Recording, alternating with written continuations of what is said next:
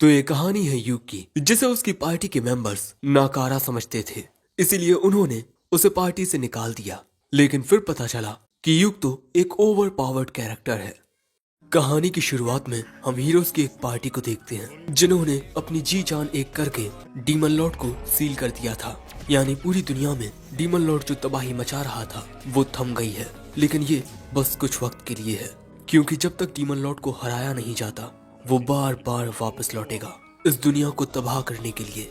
इसी वजह से ये हीरो कहता है। लेकिन हम सभी को इस बात से निराश होने की जरूरत नहीं है, बल्कि हमें तो उम्मीद रखनी चाहिए कि किसी दिन कोई आएगा जो हमारी ही तरह अपने कर्तव्य के लिए डीमन लॉर्ड से लड़कर उसे हराएगा और इस दुनिया को बचाएगा।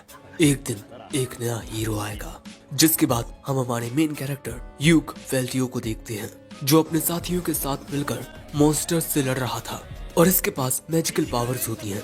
और उसकी एक टीममेट एक मॉन्स्टर पर फायर अटैक करती है। तभी यूक अपने दोनों हाथों से अलग अलग मैजिक स्पेल का यूज करता है। उसके एक मैजिक से इस हीरो का वेपन इंचेंटेड हो जाता है और फिर ये आसानी से इस मॉन्स्टर को खत्म कर देता है। और फिर हमें पता चलता है कि इनकी पार्टी का नाम थंडर पाइक है, जो कि एक ए रैंक पार्टी है और ये सभी हीरोज बहुत ज्यादा ताकतवर हैं और एक साथ मिलकर इनकी पार्टी गॉड लेवल तक पहुंच जाती है। और इनकी जो लाइव स्ट्रीमिंग चलती है उसे 1 मिलियन से भी ज्यादा लोग देखते हैं, यानी कि ये लोग पॉपुलर भी बहुत ज्यादा हैं। काफी सारे एडवेंचरर्स थंडर पाइक की तरह बनना चाहते हैं। लेकिन अगले सीन में हम यूक को देखते हैं, जो अपने टीममेट से कहता है कि मैं ये पार्टी छोड़ना चाहता हूँ। थंडर पाइक का लीडर नाइट साइमन पूछता है कि आखिर क्यों। वो कहता है, मुझे नहीं लगता कि जो हमें रिवॉर्ड के पैसे मिलते हैं वो हम सभी में बराबर बांटे जाते हैं। साइमन कहता है कि किसी पार्टी में एक मेंबर को उतने ही पैसे मिलेंगे जितना वो योगदान देगा। वॉरियर बैरी कहता है, तुम्हें तो लड़ना भी नहीं पड़ता, तुम अपना सारा काम दूर से ही करते हो, तुम्हें तो शुक्रगुजार होना चाहिए कि हम तुम्हें पैसे देते हैं। तभी विच जेमी कहती है, मुझे तो लगता है कि तुम सिर्फ स्ट्रीमिंग के दौरान ही हमारे काम आते हो। तभी प्रीस्टेस कैमेला कहती है, अगर तुम्हें ज्यादा पैसे चाहिए तब तुम्हें अपना ज्यादा योगदान देना होगा। यूक कहता है, तुम सभी तो ऐसे बोल रहे हो जैसे मैं कुछ करता ही नहीं, हर वक्त मैं तुम सभी को सपोर्ट करता हूँ। कैमिला कहती है, ना जाने तुम क्या बोल रहे हो। तभी साइमन कहता है, अगर तुम हमें छोड़ दोगे तब तुम क्या करोगे? तुम एक बी रैंक इसीलिए हो क्योंकि तुम्हारे चाइल्डहुड फ्रेंड ने तुम्हारी मदद की और यहाँ तक कि हम तुम्हें अपनी ए रैंक पार्टी में रखे हुए हैं। यूक कहता है, तुम्हारे कहने का मतलब मेरे होने या ना होने से कोई फर्क नहीं पड़ता। वो कहता है, तुम्हें समझने में थोड़ी देर लग गई। अब ये सुन यूक इस पार्टी को छोड़ देता है जिसमें वो पिछले 5 सालों से था। बैरी कहता है, हाँ तुम जा सकते हो, लेकिन वापस रोते हुए मत आना, क्योंकि वापस आने पर तुम्हें यहाँ कोई जगह नहीं मिलेगी। कैमिला भी कहती है, ओके बाय बाय। साइमन कहता है, तुम चाहो तो मैं अब भी तुम्हारी इस गलती को माफ कर सकता हूँ। यूक कहता है, नहीं अब मैं जा रहा हूँ।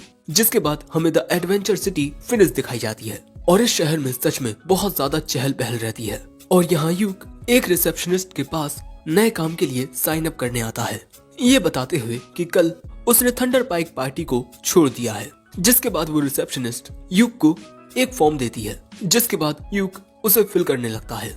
नाम यूक वेल्टियो, उम्र 20 साल, जॉब रेड मेज एंड एल्केमिस्ट। और फिर जैसे ही वो उस फॉर्म को रिसेप्शनिस्ट को देता है, एक लड़की वहाँ आकर उसे गले लगा लेती है और फिर कहती है, मैं आपको कितने वक्त बाद देख रही हूँ सेंसे।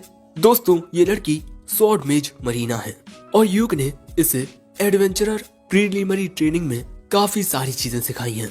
यूक पूछता है, बाकी सब ठीक है ना? वो कहती है कि हाँ वो बिल्कुल ठीक है। फिर मरीना पूछती है कि आप यहाँ क्या कर रहे हो? वो बताता है कि वो ज्वाइन होने के लिए एक पार्टी ढूंढ रहा है। ये सुनते ही मरीना कहती है, तो आप मेरी पार्टी ज्वाइन कर लीजिए। जिसके बाद हम मरीना की पार्टी को यूक के साथ बैठा देखते हैं। यहाँ सिल्क नाम की ये लड़की कहती है, आप हमारी पार्टी को ज्वाइन करेंगे? क्या हम इस लायक हैं? वो कहता है, हाँ बिल्कुल तुम लोग हो। मरीना पूछती है, तब क्या सेंसे हमारी पार्टी को ज्वाइन कर सकते हैं? ये रेन नाम की लड़की कहती है, हाँ बिल्कुल। सिल्क कहती है, लेकिन क्या सच में आप हमारी पार्टी को ज्वाइन करेंगे? हम बस एक डी रैंक पार्टी है जो कुछ टाइम पहले ही बनी है और आप एक बी रैंक एडवेंचरर हो, हमारे साथ जुड़कर आपको ज्यादा फायदा नहीं होगा। यूक कहता है, यही जगह मेरे लिए बेहतर रहेगी, क्योंकि ए रैंक पार्टीज अक्सर हाई लेवल क्वेस्ट या डीप डंजन में जाते हैं और मैंने अपनी पिछली पार्टी के लिए इतनी ज्यादा मेहनत की थी कि मैं लगभग कर्जे में ही आ गया था। इसलिए मुझे लगता है कि जो हमारे डी रैंक क्वेस्ट होंगे उनसे मुझे ज्यादा मुनाफा होगा। मरीना कहती है तो बस सब कुछ तय हो गया, सेंसे अब से हमारी पार्टी में है। सो वो कहता है कि मुझे सेंसे बुलाना बंद करो, आज से तुम तीनों मुझे युग बुला सकती हो। जिसके बाद ये तीनों युग को उसके नाम से बुलाती हैं। युग पूछता है तो वैसे आज तुम लोग क्या करने वाले हो? सिल्क बताती है कि हमने पेंटल अबेंडेंड माइन डंजियन से मैजिक आयरन ओर को कलेक्ट करने का क्वेस्ट लिया है। अगले सीन में हम इन चारों को उसी डंजन के बाहर देखते हैं और दोस्तों इस जगह पर एक छोटा बाजार भी लगा हुआ था। आगे बढ़ते हुए युग कहता है इस डंजन के 6th फ्लोर पर ऐसी काफी सारी जगहें हैं जहां हमें मैजिक आयरन ओर मिल सकते हैं। जो सुन सिल्क कहती है हाँ, लेकिन वहां जाने के लिए हमें 5th फ्लोर के बॉस से लड़ना होगा। सो युग कहता है ठीक है, तब हम लोग 4th फ्लोर से शुरू करेंगे। जिसके बाद डंजन के अंदर ये सब मैजिक आयरन ओर को ढूंढ रहे थे। यहाँ मरीना एक आइटम के जरिए जमीन में चेक कर रही थी। युग देखता है कि ये लोग बिल्कुल वैसे ही काम कर रही हैं जैसे मैंने सिखाया था। जिसके बाद वो मरीना से कहता है दो, अब मैं ये काम करता हूँ। वो कहती है लेकिन आप तो एक रेड मेज हो और मैं जितना जानती हूँ कि अगर किसी पार्टी में कोई थीफ नहीं है तब इस तरह के काम स्वॉर्ड मेज को ही करने पड़ते हैं। लेकिन तभी युग अपने पास से एक डिटेक्टिंग लैंटर्न निकालता है और अगले ही पल में वो लैंटर्न चमकने लगती है और ये इन लड़कियों को बहुत खूबसूरत लगता है। युग बताता है कि इसकी मदद से हम बहुत आसानी से एक माहिर चोर की तरह छिपे हुए जालों से बच सकते हैं। जिसके बाद इन सभी को अपने सामने बिछे हुए जाल नजर आने लगते हैं। जो देख सिल्क कहती है कि इस लैंटर्न में डलने वाला तेल बहुत ही महंगा होगा। युग कहता है कि परेशान मत हो, मैं अपनी एल्केमी से इस तेल को बना लेता हूँ। अब चलो तुम तीनों मेरे पीछे आओ और मरीना तुम हर पल चौकन्ने रहना, हो सकता है कि अचानक ही हम पर कोई हमला हो जाए। अब आगे बढ़ते हुए युग सभी को कह रहा था कि जरा ध्यान से चलना, यहाँ काफी सारे जाल बिछे हुए हैं। और यहाँ युग याद करता है कि उसकी पुरानी पार्टी थंडर पाइक भी पहली बार इसी डंजन में आए थे। लेकिन तभी अचानक युग इन सभी को रोक देता है और कहता है हमसे थोड़ी दूरी पर कोई चीज है, इसीलिए लड़ने के लिए बिल्कुल तैयार रहना। जिसके बाद ये लोग बिल्कुल तैयार होकर आगे आते हैं और यहाँ काफी सारे बोगलेस मॉन्स्टर्स होते हैं। सबसे पहले सिल्क आगे जाकर एक तीर से एक बोगल को मार देती है। जिसके बाद मरीना इन पर हमला करने के लिए दौड़ती है। तभी युग फिजिकल एनहेंस का यूज करके मरीना की फिजिकल एबिलिटी को बढ़ा देता है और इसके बाद एक दूसरे मैजिक का यूज करके इन बोगल्स को इस तरह जकड़ लेता है। और इसी मौके का फायदा उठाकर मरीना एक ही हमले में इन दोनों बोगल्स को खत्म कर देती है। युग कहता है तुमने बहुत बढ़िया किया। मरीना कहती है लेकिन ये तो आपके मैजिक से हुआ। युग कहता है हाँ, मैंने तुम्हारे ऊपर 3 तरह के फिजिकल एनहेंस टाइप मैजिक का यूज किया। जो सुन हैरान होकर रेन कहती है क्या एक ही बार में 3, और आपने तो कोई इनकांटेशन भी नहीं की। मरीना आकर कहती है आपके मैजिक की वजह से मेरी फिजिकल एबिलिटी बहुत बूस्ट हो गई थी। युग कहता है तुम भी पहले से काफी ताकतवर हो गई हो। फिर युग एक खंजर निकाल के कहता है चलो यहाँ से कुछ और इकट्ठा करते हैं और आगे बढ़ते हैं। और यहाँ ये तीनों लड़कियाँ युग को देखती रह जाती हैं। अब आगे बढ़ते हुए युग इनसे इनका डंजन अटैक रूटीन पूछता है। ये बताती हैं कि हर एक फ्लोर को क्लियर करने के बाद ये आराम करती हैं और जो भी इन्हें नुकसान हुए उनकी रिपोर्ट देती हैं। थोड़ी दूर चलकर युग कहता है अब हमें यहाँ थोड़ा आराम कर लेना चाहिए। जिसके बाद मरीना कहती है कि मेरे आर्मर और मेरी तलवार पर कोई डैमेज नहीं आया। सिल्क भी अपने सारे यूज किए हुए एरोस को इकट्ठा कर लेती है, यानी कि इनमें से किसी को भी किसी चीज की हानि नहीं हुई। जिसके बाद ये लोग आते हैं 2nd फ्लोर पर। यहाँ आगे बढ़ते हुए अचानक ही एक अजीब सा मॉन्स्टर इनकी ओर आता है। सो युग वक्त रहते उसके हमले से बच जाता है। लेकिन यहाँ ऐसे काफी सारे मॉन्स्टर्स आ गए थे और ये डेड माइनर्स हैं। सो अब रेन इनकांटेशन करना शुरू करती है। सिल्क उन पर तीरों से हमला करती है और यहाँ युग प्रोटेक्शन और लिटिल ब्लेसिंग का यूज करके चारों के ऊपर एक प्रोटेक्टिव बैरियर टाइप बना देता है। और इसी लाइट टाइप मैजिक से इन डेड माइनर्स को दिक्कत हो रही थी। जिसके बाद मरीना इन पर तलवार से हमला करने लगती है और सिल्क इन पर तीर चलाने लगती है और तभी रेन की इनकांटेशन कंप्लीट हो जाती है और फिर उसके स्पेल से ये सभी डेड माइनर्स खत्म हो जाते हैं। मरीना रेन से कहती है कि तुम तो कमाल की हो। युग कहता है हाँ, बहुत कम लोग ही इतने बड़े लेवल पर स्पेल कास्ट कर पाते हैं। जिसके बाद युग रेन पर रिफ्रेश माना का यूज करके उसके यूज हुए माना को रिकवर कर देता है और यही देख रेन हैरान हो जाती है क्योंकि रिफ्रेश माना एक ऐसा रेयर मैजिक है जिसे सिर्फ ए रैंक पार्टी के रेड मेजेस ही यूज कर सकते हैं। जो सुन सिल्क कहती है आप तो कमाल के हो।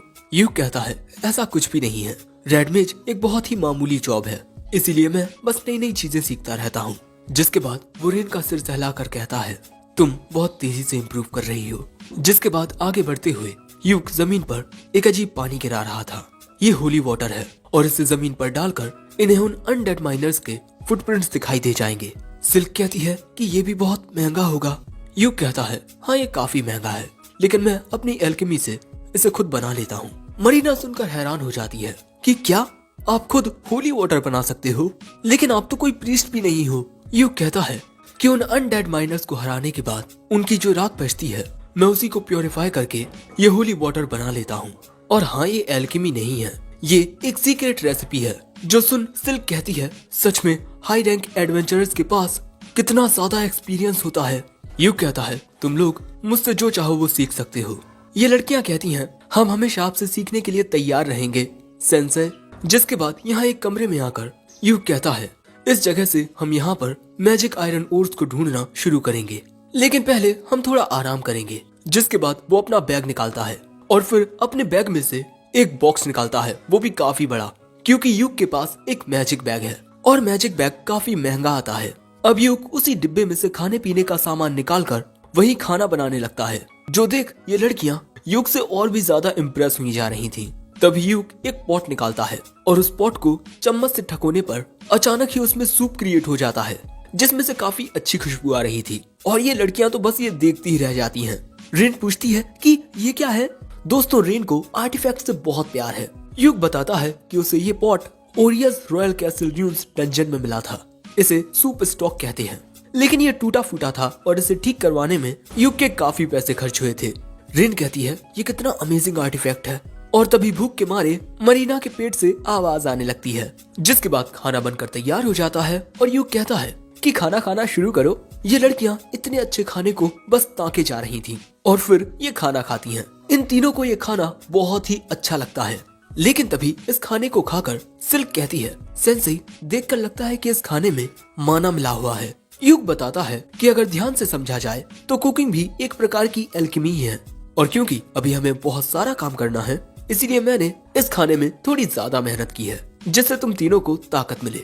लेकिन यूक की बात सुन सिल्क इसी बारे में सोचने लगती है, लेकिन उसे कुछ समझ नहीं आता। सुरीन कहती है कि तुम ज्यादा मत सोचो। जिसके बाद 4th फ्लोर में इनके सामने एक बहुत ही बड़ा मॉन्स्टर आता है। ये एक रॉक लिजार्ड है और दोस्तों इस जगह पर काफी सारे मैजिक आयरन ओर थे और ये सभी भी इस मॉन्स्टर से लड़ने के लिए तैयार थे। जैसे ही ये लिजार्ड इन पर हमला करने आता है, यूक अपने मैजिक से इसे स्लो कर देता है और अगले ही पल में मरीना अपनी फुल पावर के साथ उछलती है और अपने इन हैंड स्वॉर्ड के एक ही हमले से वो इस रॉक लिजार्ड को खत्म कर देती है। लेकिन हाँ, ऐसा करने से वो काफी थक जाती है, क्योंकि मैजिक ब्लेड का यूज करने में काफी ज्यादा माना कंज्यूम होता है। तभी यूक आकर कहता है, अगर तुम इसी तरह प्रैक्टिस करती रही तब तुम्हें इस टेक्निक की आदत हो जाएगी। जिसके बाद वो उसके माना को रिफ्रेश कर देता है। अब इसके बाद यूक एक रैकिंग पिक्सेस लेकर यहाँ मौजूद मैजिक आयरन ओर्स को इकट्ठा करने लगता है। वो लड़कियां भी उसकी मदद करती हैं और इसी तरह ये लोग काफी सारे मैजिक आयरन ओर को इकट्ठा कर लेते हैं। लेकिन इनके क्वेस्ट के अकॉर्डिंग इन्हें 20 स्टैंडर्ड इग्नोट्स चाहिए। जो जान यूक कहता है कि क्यों ना हम लोग फ्लोर बॉस को हराकर 6th फ्लोर में जाएं, वहाँ हमें काफी सारे मैजिक आयरन ओर मिल जाएंगे। ये लड़कियां कहती हैं, लेकिन फ्लोर बॉस तो स्टील क्रैब है और वो हद से ज्यादा खतरनाक है। यूक कहता है, चिंता मत करो, हम एक साथ उसे हरा सकते हैं और वहाँ मैं तुम्हें अपनी और स्किल्स दिखाऊंगा। वो लड़कियां कहती हैं, हाँ हमें आप पर यकीन है। जिसके बाद ये आते हैं 5th फ्लोर पर और इस बड़े से दरवाजे की दूसरी ओर फ्लोर बॉस है। यहाँ यूक कहता है कि मैं इससे अकेले लड़ूंगा और इसके बाद वो अपने पास से एक फ्लोटिंग रिकॉर्डिंग आर्टिफैक्ट निकालता है, कैमरैट। अरे ये बिल्कुल ड्रोन की तरह है, जैसे ड्रोन हवा में उड़कर रिकॉर्ड करता है, बिल्कुल उसी तरह इसके जरिए लाइव स्ट्रीमिंग होगी। और यहाँ यूक इसकी लाइव स्ट्रीमिंग नहीं करने वाला, वो जब भी कोई बॉस फाइट करता है वो उसे रिकॉर्ड कर लेता है। लेकिन मरीना कहती है कि चलो इसकी लाइव स्ट्रीमिंग करते हैं, इसमें बहुत मजा आएगा। यूक कहता है, चलो ठीक है। अरे लेकिन एक मिनट, मुझे अब तक तुम्हारी पार्टी का नाम नहीं पता। सिल्क बताती है कि इनकी पार्टी का अभी कोई नाम नहीं है। सो तभी मरीना के दिमाग में एक नाम आता है, क्लोवर, क्योंकि एक क्लोवर लीफ में 4 पत्तियां होती हैं और चौथी पत्ती यानी कि यूक इनके लिए गुड लक है। ये नाम इन दोनों को बहुत पसंद आता है। जो सुन यूक कहता है, ठीक है, एडवेंचरर्स गिल्ड में जाकर हम अपनी पार्टी का नाम क्लोवर रजिस्टर करवा लेंगे। लेकिन इसके बाद वो कहता है, लेकिन लाइव स्ट्रीमिंग के दौरान सबको ये दिखेगा कि सिर्फ मैं बॉस के साथ लड़ रहा हूँ, इसीलिए हम चारों के लिए अच्छा यही रहेगा कि हम चारों इसमें शामिल हों।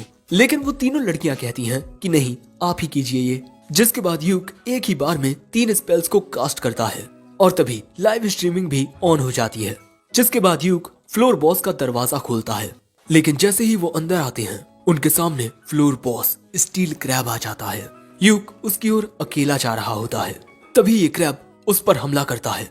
बिजली की रफ्तार के साथ उसके हमले से बचकर वो दूसरी ओर आ जाता है और इसके बाद एक साथ काफी सारे स्पेल्स को कास्ट करके वो इस स्टील क्रैब को अंदरूनी रूप से इंजर्ड करने लगता है, जिससे उस स्टील क्रैब को बहुत ज्यादा तकलीफ होने लगती है और यहाँ अब वो अंधा भी हो चुका है। और इसके बाद यूक ग्रेविटी स्पेल का यूज करता है और उसके ऐसा करने से ये स्टील क्रैब जमीन में धंसने लगता है, क्योंकि उसके ऊपर प्रेशर पड़ रहा था और पल भर में ही इस स्टील क्रैब की मौत हो जाती है। जिसके बाद यूक कहता है, हमारी इस लाइव स्ट्रीमिंग को देखने के लिए शुक्रिया। और उसकी स्ट्रीमिंग एंड होते ही मरीना आकर उसके गले लग जाती है और कहती है कि आप कितने ज्यादा अमेजिंग हो। बाकी लड़कियां भी आकर कहती हैं, हमें यकीन ही नहीं हुआ कि आपने एक ही बार में इतने सारे स्पेल्स कास्ट किए। रेन कहती है, मैंने आज से पहले एक ही बार में बिना इनकांटेशन के इतने सारे स्पेल्स को लगातार कास्ट करते हुए किसी को नहीं देखा। जिसके बाद यूक कहता है, इतने बड़े मॉन्स्टर को हराने का हमें काफी बड़ा रिवॉर्ड मिलेगा, मैं इसे अपने मैजिक बैग में रख लेता हूँ। जिसके बाद हम इसे गिल्ड में लेकर जाएंगे। लेकिन तभी सिल्क कहती है कि सेंसेई, यहाँ सारा काम आप ही कर रहे हैं। यूक कहता है, तो अगली बार हम एक साथ लड़ेंगे, क्योंकि ऐसे बहुत सारे काम हैं जिन्हें अकेले नहीं किया जा सकता। जिसके बाद इनके सामने आता है फ्लोर बॉस को हराने पर मिलने वाला ट्रेजर बॉक्स। जिसके बाद ये चारों एक साथ उस ट्रेजर बॉक्स को खोलते हैं और इसमें भैया बहुत सारे हीरे जवाहरात होते हैं, यानी कि बहुत सारी कीमती चीजें। और इसी तरह इनकी नई पार्टी क्लोवर ने अपना पहला क्वेस्ट कंप्लीट कर लिया और यहाँ युग भी काफी खुश होता है और यहीं एपिसोड 1 एंड हो जाता है। एपिसोड 2 की शुरुआत में हमें बताया जाता है कि इस दुनिया में जो एडवेंचरर्स होते हैं वो अपनी बैटल्स की लाइव स्ट्रीमिंग करते हैं और ये इस दुनिया में बहुत ज्यादा पॉपुलर है। या तो आप लाइव स्ट्रीमिंग देख सकते हैं या फिर बैटल्स के एडिटेड वर्जन देख सकते हैं। और इसी तरह अलग अलग पार्टीज को लड़ता हुआ देखकर लोग उन्हें उनकी पावर के अकॉर्डिंग क्वेस्ट देते हैं। यहाँ तक कि काफी सारी कंपनीज तो एडवेंचरर्स के द्वारा अपने प्रोडक्ट की मार्केटिंग भी करती हैं।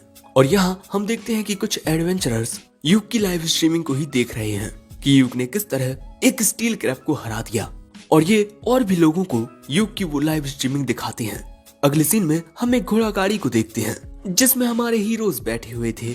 यूक यहाँ अपने बाकी टीम मेंबर्स से पूछता है, तो आप सभी को मेरा मुकाबला कैसा लगा? मरीना कहती है, आपकी वो फाइट बहुत ज्यादा अमेजिंग थी। सिल्क कहती है, हाँ उसका तो कोई जवाब ही नहीं था। रेन कहती है, खाना बहुत डिलीशियस था। लेकिन तभी युग पूछता है, तुम सभी को इस बात से कोई दिक्कत तो नहीं है कि मैं तुम्हारा टीचर रह चुका हूँ, लेकिन अब मैं तुम्हारा टीम मेंबर हूँ। मेरा रैंक और स्टेटस तुम तीनों से काफी अलग है। ये बात सुन सिल्क कहती है, तो क्यों ना आप हमारी पार्टी के लीडर बन जाएं, क्योंकि अब तक हमारी पार्टी के पास एक प्रॉपर लीडर नहीं है। यूक हैरान होकर कहता है कि क्या मैं? सिल्क कहती है, हाँ, और शायद भगवान की भी यही मर्जी थी, इसीलिए तो आप हमें मिले। अब इससे पहले कि यूक इन्हें कुछ कहता समझाता, मरीना और रेन सिल्क की बात से सहमत हो चुकी थी। सो अब यूक सोचने लगता है, लीडर बनकर मैं इन बच्चों की बेहतर तरीके से हिफाजत कर पाऊंगा। चलो ठीक है, मैं लीडर बनने के लिए तैयार हूँ, लेकिन अगर कभी भी तुम्हें ये लगे कि मैं लीडर बनने के लायक नहीं हूँ तो बस मुझे बता देना। और ये बात सुन ये तीनों बहुत खुश हो जाती हैं। दूसरी ओर हमें ओरियस रॉयल कैसल ड्यून्स के 4th फ्लोर पर यूक की फॉर्मर पार्टी थंडर पाइक को देखते हैं और इनके सामने काफी सारे डायल वुल्फ्स नाम के मॉन्स्टर्स थे और इनकी तादाद बहुत ज्यादा थी, इसीलिए इनका सामना करने में इन्हें दिक्कत आ रही थी। इसीलिए साइमन यूक की जगह लेने वाले बंदे से कहता है, हे तुम इन्हें रोको। लेकिन वो कहता है कि मैं ऐसा नहीं कर सकता। साइमन कहता है, मैंने आज से पहले इतने सारे डायल वुल्फ्स को एक साथ कभी नहीं देखा। ये नया लड़का कहता है, अगर तुम लोग इन्हीं का सामना नहीं कर पा रहे तो इतने आगे क्यों आए? तभी एक वुल्फ जेमी को पकड़ लेता है और उसे इंजर्ड कर देता है। तभी साइमन आकर जेमी की मदद करता है और कैमिला से जेमी को हील करने को कहता है, लेकिन कैमिला का माना खत्म हो चुका है। अब ये सुन साइमन कहता है, ये सब क्या हो रहा है? हमें आज यहाँ से लौटना होगा। जिसके बाद एक आराम करने की जगह पर आकर साइमन कैमिला से कहता है कि अगर तुम्हारे पास माना की कमी है तो माना पोशंस का यूज करो, लेकिन वो बताती है कि उसके पास कोई माना पोशंस नहीं है। यूक उन्हें हमेशा कैमिला को लाकर देता था, साथ ही इनके पास कोई भी हीलिंग पोशन नहीं होते क्योंकि वो भी यूक का काम था। अब यहाँ पर सिर्फ इस नए लड़के के पास एक हीलिंग पोशन होता है जो उसने अपने पैसों से खरीदा था। साइमन कहता है हमारा टीम मेंबर मर रहा है और तुम ऐसी बात कर रहे हो। वो पोशन देकर वो लड़का कहता है जब मैंने इस पार्टी को ज्वाइन किया तब तुम्ही ने कहा था कि हर एक मेंबर अपनी सप्लाईज के लिए खुद जिम्मेदार होगा। तभी कैमिला का थोड़ा माना रिकवर हो जाता है। दूसरी ओर हम इन चारों को देखते हैं जो अपने क्वेस्ट के पूरा होने पर पार्टी कर रहे थे और उस स्टील क्रैब के बदले में इन्हें काफी अच्छा प्राइस मिला है। और फिर वो सिल्क से पूछता है कि टीम मेंबर्स के बीच रिवॉर्ड्स को किस तरह डिवाइड किया जाता है। वो बताती है कि सारे पैसे उसी के पास रहते और सारे खर्चे भी वही उठाती, क्योंकि ये लोग काफी वक्त से अपना पार्टी बेस बनाने के लिए पैसे इकट्ठा कर रहे हैं, क्योंकि इस वक्त ये सभी होटल्स के रूम में रहते हैं। और हाँ दोस्तों, होटल्स को इनकी भाषा में इन कहते हैं। युग कहता है ठीक है, जैसा होता आया है वैसा ही करते हैं। सारे पैसों को पार्टी फंड में डाल देते हैं। और दोस्तों, इनसे थोड़ी ही दूरी पर हम थंडर पाइक को देखते हैं और यहाँ साइमन कहता है जब से हमारी पार्टी बनी है तब से हम इतनी बड़ी परेशानी में कभी नहीं फंसे। भगवान का शुक्र है कि वक्त रहते हमने जेनी को बचा लिया। और इस चीज का दोष सभी लोग इस नए लड़के को दे रहे हैं, क्योंकि इसने हीलिंग पोशन को अपने पास रखा। इसका नाम कॉर्क है। कॉर्क कहता है कि डायल बुल्ब्स तुम्हारी गंध को सूंघ सकते हैं, इसलिए उनकी ओर जाते हुए सबसे पहले तुम्हें बीस्ट रिपेलेंट स्पेल का यूज करना चाहिए था। साइमन कहता है अगर तुम ये पहले से जानते थे तो तुमने हमारे लिए वो स्पेल कास्ट क्यों नहीं किया? तुम्हारी ही वजह से आज का हमारा मिशन फेल हुआ है। सो कॉर्क कहता है अगर ऐसी बात है तो ठीक है, मैं ये पार्टी छोड़ता हूँ। लेकिन तभी युग को ये आवाज सुनाई देती है। वो पीछे मुड़कर देखता है तो उसे यही सब दिखाई देते हैं। तभी मरीना कहती है सिल्क अब हम कल क्या करने वाले हैं? सिल्क कहती है ये तो अब हमें हमारे नए लीडर ही बताएंगे। युग बताता है कि कल उसे काफी कुछ खरीदना है, साथ ही अनडेड माइनर्स की राख से होली वाटर भी बनाना है। तो हम सभी परसों सुबह एडवेंचरर्स गिल्ड में मिलेंगे और फिर डिसाइड करेंगे कि हमें क्या करना है। वो लड़कियां कहती हैं ठीक है। तभी अचानक गिल्ड में युग की लाइव स्ट्रीमिंग टेलीकास्ट होने लगती है, क्योंकि इसे हर कोई देख रहा है और थोड़ी ही देर में इस पे काफी सारे व्यूज आ गए हैं। यहाँ युग के बारे में ही बताया जा रहा है कि इस रेड मेज ने कितनी आसानी से इस स्टील क्रैब को हरा दिया। युग कहता है कि अरे बच्चे देख रहे होंगे ये लाइव स्ट्रीमिंग। मरीना कहती है आप कुछ भी कहो लेकिन आप बहुत ताकतवर हो। जिसके बाद स्ट्रीमिंग में युग की क्लोवर पार्टी के बारे में भी बताया जाता है कि ये एक नई पार्टी है और थंडर पाइक भी इस स्ट्रीमिंग को देख लेती है। साइमन कहता है उस कमीने ने एक लो रैंक पार्टी को ज्वाइन करके वहाँ अपना दबदबा बना लिया है। दूसरी ओर ये सभी लड़कियां युग की तारीफ कर रही थीं कि उसी की वजह से आज हम यहाँ सेलिब्रेट कर रहे हैं। और ये बात सुन युग इमोशनल हो जाता है और ये लोग ऐसे ही पार्टी करते रहते हैं। लेकिन तभी हम देखते हैं कि कोई आदमी युग की पार्टी को घूरे जा रहा था और इसका नाम सालास है। तो हम इसे साला कहेंगे, बीबी का भाई वाला साला नहीं बल्कि वो वाला साला। अब अगले दिन हम युग को देखते हैं जो ना जाने क्या देख रहा था। तभी उसके पास मामर आती है पूछने के लिए कि क्या उसे कोई मदद चाहिए। युग बताता है कि मैं कोई ऐसा क्वेस्ट ढूंढ रहा हूँ जिससे मेरे टीम मेंबर्स को एक्सपीरियंस भी मिल सके और वो ज्यादा खतरनाक भी ना हो। सो मामर उसे एक सी रैंक क्वेस्ट के बारे में बताती है जिसमें उन्हें योमुन वाटरफॉल से 3 पत्थर लाने हैं। युग कहता है कि ये तो बहुत ही आसान क्वेस्ट है, इसे तो कोई डी रैंक का अकेला बंदा भी कर लेगा और मेरी पार्टी की लड़कियां एक साथ मिलकर एक बी रैंक मिशन कर सकती हैं। मामर बताती है कि उस वाटरफॉल के पास कोई खतरनाक मैजिकल बीस्ट रहता है। अब युग सोचने लगता है कि उसे ये मिशन लेना चाहिए या नहीं, क्योंकि ये काम थोड़ा खतरनाक हो सकता है। तभी वहाँ ये लड़कियां भी आ जाती हैं, यानी कि दोस्तों आज परसों का दिन है। अब जैसे ही युग इन्हें इस मिशन के बारे में बताना शुरू करता है कि इन्हें ये मिशन करना चाहिए या नहीं, मरीना कहती है अगर युग कहता है कि हम ये कर सकते हैं तो हम ये कर सकते हैं, है ना? उन दोनों को भी इस मिशन से कोई एतराज नहीं होता। जो बात सुन मिस मामर ये क्वेस्ट इनकी पार्टी के लिए निकाल देती हैं। अब युग कहता है अरे तुम तीनों पहले मेरी पूरी बात तो सुन लेती। ये भले से ही एक सी रैंक मिशन हो, लेकिन उस झरने के पास एक मैजिकल बीस्ट रहता है। अब ये बात सुन ये लड़कियां हैरान तो होती हैं, लेकिन फिर भी इस मिशन को कैंसिल नहीं करती, क्योंकि ये भी ये बात जानती हैं कि ऐसे मिशन को पूरा करने पर इन्हें ज्यादा स्कोर मिलते हैं। अब देखो, मुझसे मत पूछना कि ये सब क्या है, मुझे खुद नहीं पता। युग कहता है चलो ठीक है, हम घोड़ा गाड़ी के पास 1 घंटे में मिलते हैं। तभी मिस मामर युग को उस क्वेस्ट का पर्चा आकर देती हैं, और फिर युग समझ जाता है कि ये मिशन मिस मामर ने जानबूझकर इनके लिए चुना है, क्योंकि युग की पिछली स्ट्रीमिंग पर बहुत सारे व्यूज आ चुके हैं और लोग युग की अगली लड़ाई देखने के लिए बहुत बेताब हैं। युग कहता है क्या कहीं मैं यार कोई गलती तो नहीं कर रहा, लेकिन चलो कोई बात नहीं, मेरे ऐसा करने से उन लड़कियों को थोड़ी अटेंशन मिलेगी। लेकिन हम देखते हैं कि वो साला यहाँ फिर से युग को देखकर दांत चबा रहा है। अगले सीन में हम युग को बाजार में देखते हैं, जहाँ उसका कोई पीछा कर रहा था और उसने ये नोटिस कर लिया है। ध्यान से देखने पर हमें पता चलता है कि ये वही साला है।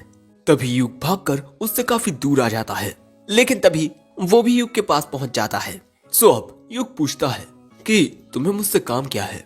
वो कहता है कि क्लोवर पार्टी को छोड़ दो। वो कहता है माफ करना, मैं ऐसा नहीं कर सकता, 3 दिन पहले ही तो ज्वाइन हुआ हूँ और इसके अलावा मैं खुद लीडर हूँ। ये बात सुन साला तलवार निकाल लेता है और कहता है मैंने उन लड़कियों से कितनी बार कहा है कि मैं उनकी पार्टी को ज्वाइन करना चाहता हूँ, लेकिन उन्होंने मुझे ज्वाइन नहीं किया। दोस्तों, साला तो अपनी बिरादरी का निकला, इसे भी हमारी तरह आज तक कोई लड़की नहीं मिली। #sad life। साला कहता है जल्दी से उनकी पार्टी को छोड़ दो वरना नुकसान हो जाएगा। युग वहाँ से ये कहकर जाने लगता है कि तुम्हें नुकसान हो जाएगा तो मैं क्या करूँ। साला चिल्लाकर कहता है अबे मेरा नहीं तेरा नुकसान।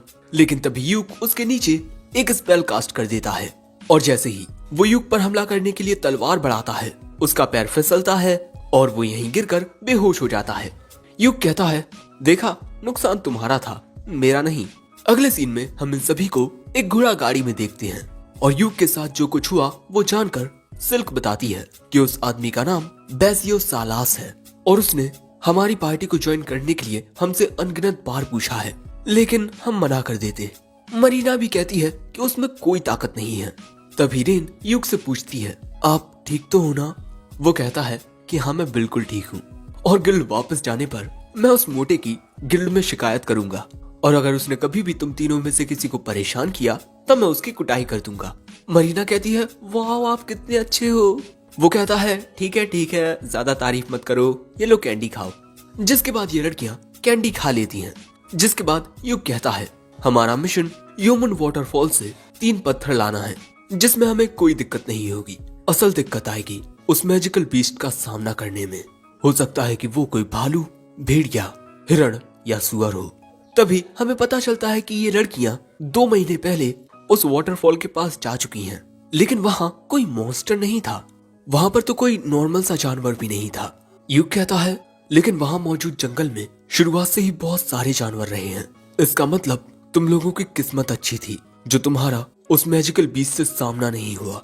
अगर हमें वो मैजिकल बीस्ट दिखेगा तभी हम इस लाइव स्ट्रीमिंग को ऑन करेंगे, भले ही हम उसे हरा पाए या नहीं, लेकिन मैं उस बैटल को रिकॉर्ड करूंगा। अब युग इस बैटल को लाइव स्ट्रीम इसी वजह से करेगा क्योंकि ये नहीं जानते कि वो मैजिकल बीस्ट किस टाइप का है। अगर उससे लड़ने में इन्हें बहुत ज्यादा दिक्कत आई तब लाइव स्ट्रीमिंग देखते हुए गिल्ड इनके लिए मदद भेज सकता है। अब ये लड़कियां भी लाइव स्ट्रीमिंग में दिखेंगी, इसीलिए रेन कहती है मुझे और अच्छे कपड़े पहनकर आने चाहिए थे। सिल्क कहती है मेरे बाल तो ठीक है ना। ये देख युग मन में कहता है अरे ये लड़कियां भी ना। लेकिन 1 मिनट, सिल्क तो एक डार्क एल्फ है, तो इसकी उम्र कितनी होगी। मरीना कहती है चिंता मत करो युग, सिल्क बस 17 साल की है। सिल्क कहती है मरीना मेरी इजाजत के बिना तुम किसी को मेरी उम्र कैसे बता सकती हो। और सेंसे आपको पता है ना एक लड़की से उसकी उम्र नहीं पूछनी चाहिए। तभी रेन कहती है मैं यहाँ सबसे बड़ी हूँ, 20 ईयर्स ओल्ड। युग कहता है पर मैंने तो कुछ कहा नहीं। 1 मिनट, क्या तुम 20 साल की हो? देखने से तो नहीं लगता। 1 मिनट, मैं सच में ऐसा कुछ नहीं देख रहा। लेकिन रेन अपना मुंह फुला लेती है और थोड़ी ही देर में ये लोग लेक के पास पहुंच जाते हैं। अब बारी है जंगल में आगे बढ़ने की और ये मिशन काफी खतरनाक हो सकता है, इसीलिए मिस मामर ने नौसिखिए एडवेंचरर्स को छोड़कर ये क्वेस्ट इन्हें दिया, जिसके बाद कैमराट के जरिए इनकी रिकॉर्डिंग शुरू हो जाती है। अब हम इन्हें जंगल में आगे बढ़ता हुआ देखते हैं और यहाँ आसपास कोई भी जानवर नहीं होता। और यहाँ मरीना सबसे आगे होती है क्योंकि डंजन की तरह जंगल में कोई जाल नहीं है और अगर पीछे से इन पर किसी बीस्ट ने हमला किया तब यूक उसका सामना कर लेगा। और क्योंकि यूक ने एक मैजिकल आर्मर पहना हुआ है जो उसे डंजन में मिला था, इसलिए उस पर खतरनाक हमलों का ज्यादा असर नहीं होता। रेन बताती है कि यूक ने जो आर्मर पहना हुआ है वो वॉरलॉक अटायर है जो फिजिकल और मैजिकल अटैक दोनों से बचाता है। इसमें और भी काफी खूबियां हैं। अब ये लोग इसी तरह चलते रहते हैं और थोड़ी ही देर में इनके सामने वो वाटरफॉल आ जाता है। वहां पहुंचते ही इन्हें कुछ आवाज आती है और यूक तुरंत ही कैमरेट को लाइव स्ट्रीम पर सेट कर देता है और फिर इनके सामने आता है वो मैजिकल बीस्ट ज़ारनाक। ये एक ऐसा हाई रैंक मैजिकल बीस्ट है जो नॉर्दर्न वेस्टलैंड या डंजन की गहराइयों में रहता है।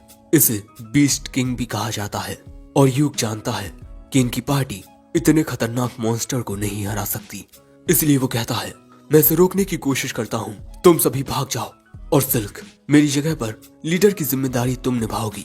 सभी मेंबर्स को सेफ जगह तक पहुंचाना। वो मैजिकल बीस्ट इनकी ओर ही आगे बढ़ रहा था लेकिन मरीना भागने से इनकार कर देती है। सिल्क भी वहां से नहीं भागती और रेन भी तुरंत अपनी इनकांटेशन करने लगती है। वो लड़कियां कहती हैं हम यहाँ तुम्हें खतरे में छोड़कर नहीं भागेंगे। सो यूक कहता है ठीक है, हम एक साथ इससे लड़ेंगे। जिसके बाद यूक इन सभी की फिजिकल एबिलिटीज को बूस्ट कर देता है। फिर मरीना उस पर हमला करने जाती है लेकिन जब वो मॉन्स्टर हमला करता है तब उसका हमला रोकने में ही मरीना को बहुत दिक्कत होती है। वो मॉन्स्टर मरीना को दूर फेंक देता है। मरीना एक चट्टान से टकराती है। सो अगले ही पल में यूक उस मॉन्स्टर को शॉक देकर उस पर एक साथ 4 मल्टीपल स्पेल्स का यूज करता है लेकिन इन चारों से भी उसे ज्यादा कुछ नहीं होता। तभी मरीना भी उठकर खड़ी हो जाती है लेकिन यहाँ अब यूक के पास बस एक ही ऐसा मैजिक बचा है जो इन्हें बचा सकता है। इसीलिए वो मरीना से कहता है कि मुझे थोड़ा वक्त चाहिए। जिसके बाद वो उस स्पेल को कास्ट करना शुरू करता है। वही मरीना उस मॉन्स्टर से लड़ रही है और जंगल में होने की वजह से सिल्क की ताकत भी बढ़ गई है। वो भी जंगल की स्पिरिट से मदद मांग रही है और इस मॉन्स्टर को रोक रही है। मरीना और सिल्क एक साथ इस मॉन्स्टर पर हमला करना जारी रखती हैं। वहीं यूक उस स्पेल को कास्ट करता रहता है और फिर वो एक साथ 5 प्रकार के मैजिक का यूज करता है। प्रिस्मैटिक मिसाइल, और ये हमला बहुत ही ज्यादा हाई लेवल का होता है। यूक इस हमले को रिलीज करता है और ये हमला सीधा जाकर उस मॉन्स्टर में लगता है और यही ये एपिसोड एंड हो जाता है।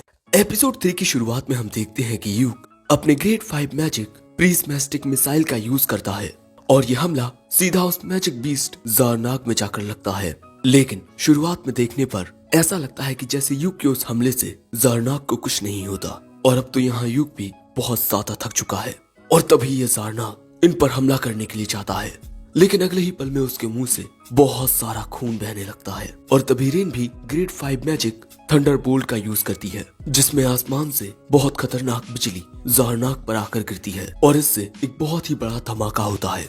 लेकिन इन सब के बावजूद भी ज़ारनाक जिंदा था। जो देख यूक तुरंत मरीना को इस ज़ारनाक का सिर काटने को कहता है जिसके बाद मरीना इसकी ओर दौड़ते हुए जाती है और तभी यूक भी अपने एक स्पेल क्रिटिकल वेपन का यूज करता है जिससे मरीना की तलवार एक मैजिक ब्लेड बन जाती है और फिर वो उस मैजिक बीस्ट की ओर जाकर उस पर अपना हमला करती है। जिसके बाद हम देखते हैं कि आसमान से काले बादल छटते हैं और सूरज की किरणों के साथ ही द मैजिक बीस्ट ज़ारनाक खत्म हो जाता है।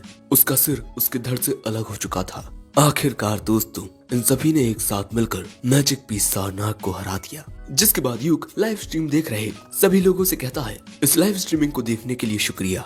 जिसके बाद हम देखते हैं कि राज्य में चारों ओर इन लोगों की ही लाइव स्ट्रीमिंग चल रही थी और ये लाइव स्ट्रीमिंग साइमन भी देख रहा था और यहाँ पर यूक की टीम की बहुत तारीफ हो रही थी जो देखकर साइमन को जरा भी अच्छा नहीं लग रहा था। वहीं दूसरी ओर हमारे यूक ने तो बहुत सारा माना खर्च कर दिया है लेकिन उस मैजिक बीस्ट को हराने के बाद ये लड़कियां बहुत खुश होती हैं। जिसके बाद यूक कहता है तुम तीनों ने बहुत अच्छा किया लेकिन हाँ मैं बाद में तुम तीनों को लेक्चर दूंगा।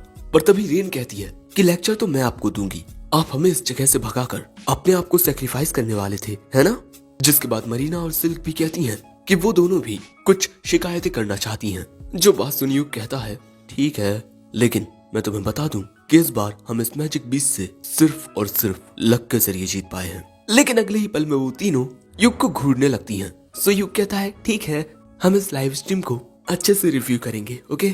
जिसके बाद दोस्तों इनके सामने होती है एक बहुत ही खूबसूरत झील, और क्योंकि लड़ते हुए ये लड़कियां काफी ज्यादा गंदी हो गई हैं, इसीलिए युग इन तीनों से नहाने के लिए कहता है, और थोड़ा आराम करने के लिए युग दूसरी ओर जाकर एक कैंप लगाएगा। जिसके बाद हम इन तीनों को नहाते हुए देखते हैं, और दूसरी ओर युग जो कि कैंप लगाने की तैयारी कर रहा है, तभी वो यहाँ कहता है कैंपिंग, हाँ पुरानी यादें ताजा हो गई। फिर हमें 6 महीने पहले का एक सीन दिखाया जाता है जब युग को इन तीनों लड़कियों को पढ़ाने लिखाने की जिम्मेदारी मिली थी, और इनके मिशन के पूरा होते हुए इन्हें शाम हो जाती है। जाते वक्त युग कहता है कि तुम तीनों आराम से इस टेस्ट में पास हो जाओगी, लेकिन तुम तीनों को ही कहीं ना कहीं खुद को इम्प्रूव करने की जरूरत है। जैसे सिल्क तुम कुछ ज्यादा ही केयरफुल होती हो, मरीना तुम सिचुएशन को ना समझकर उसे बिल्कुल नजरअंदाज कर देती हो, और रेन तुम्हें खुद में थोड़ा और कॉन्फिडेंस होना चाहिए, लेकिन जितनी तुम लोगों की काबिलियत है वो देखकर जरूर से तुम तीनों को डी रैंक एडवेंचरर लाइसेंस मिल जाएगा।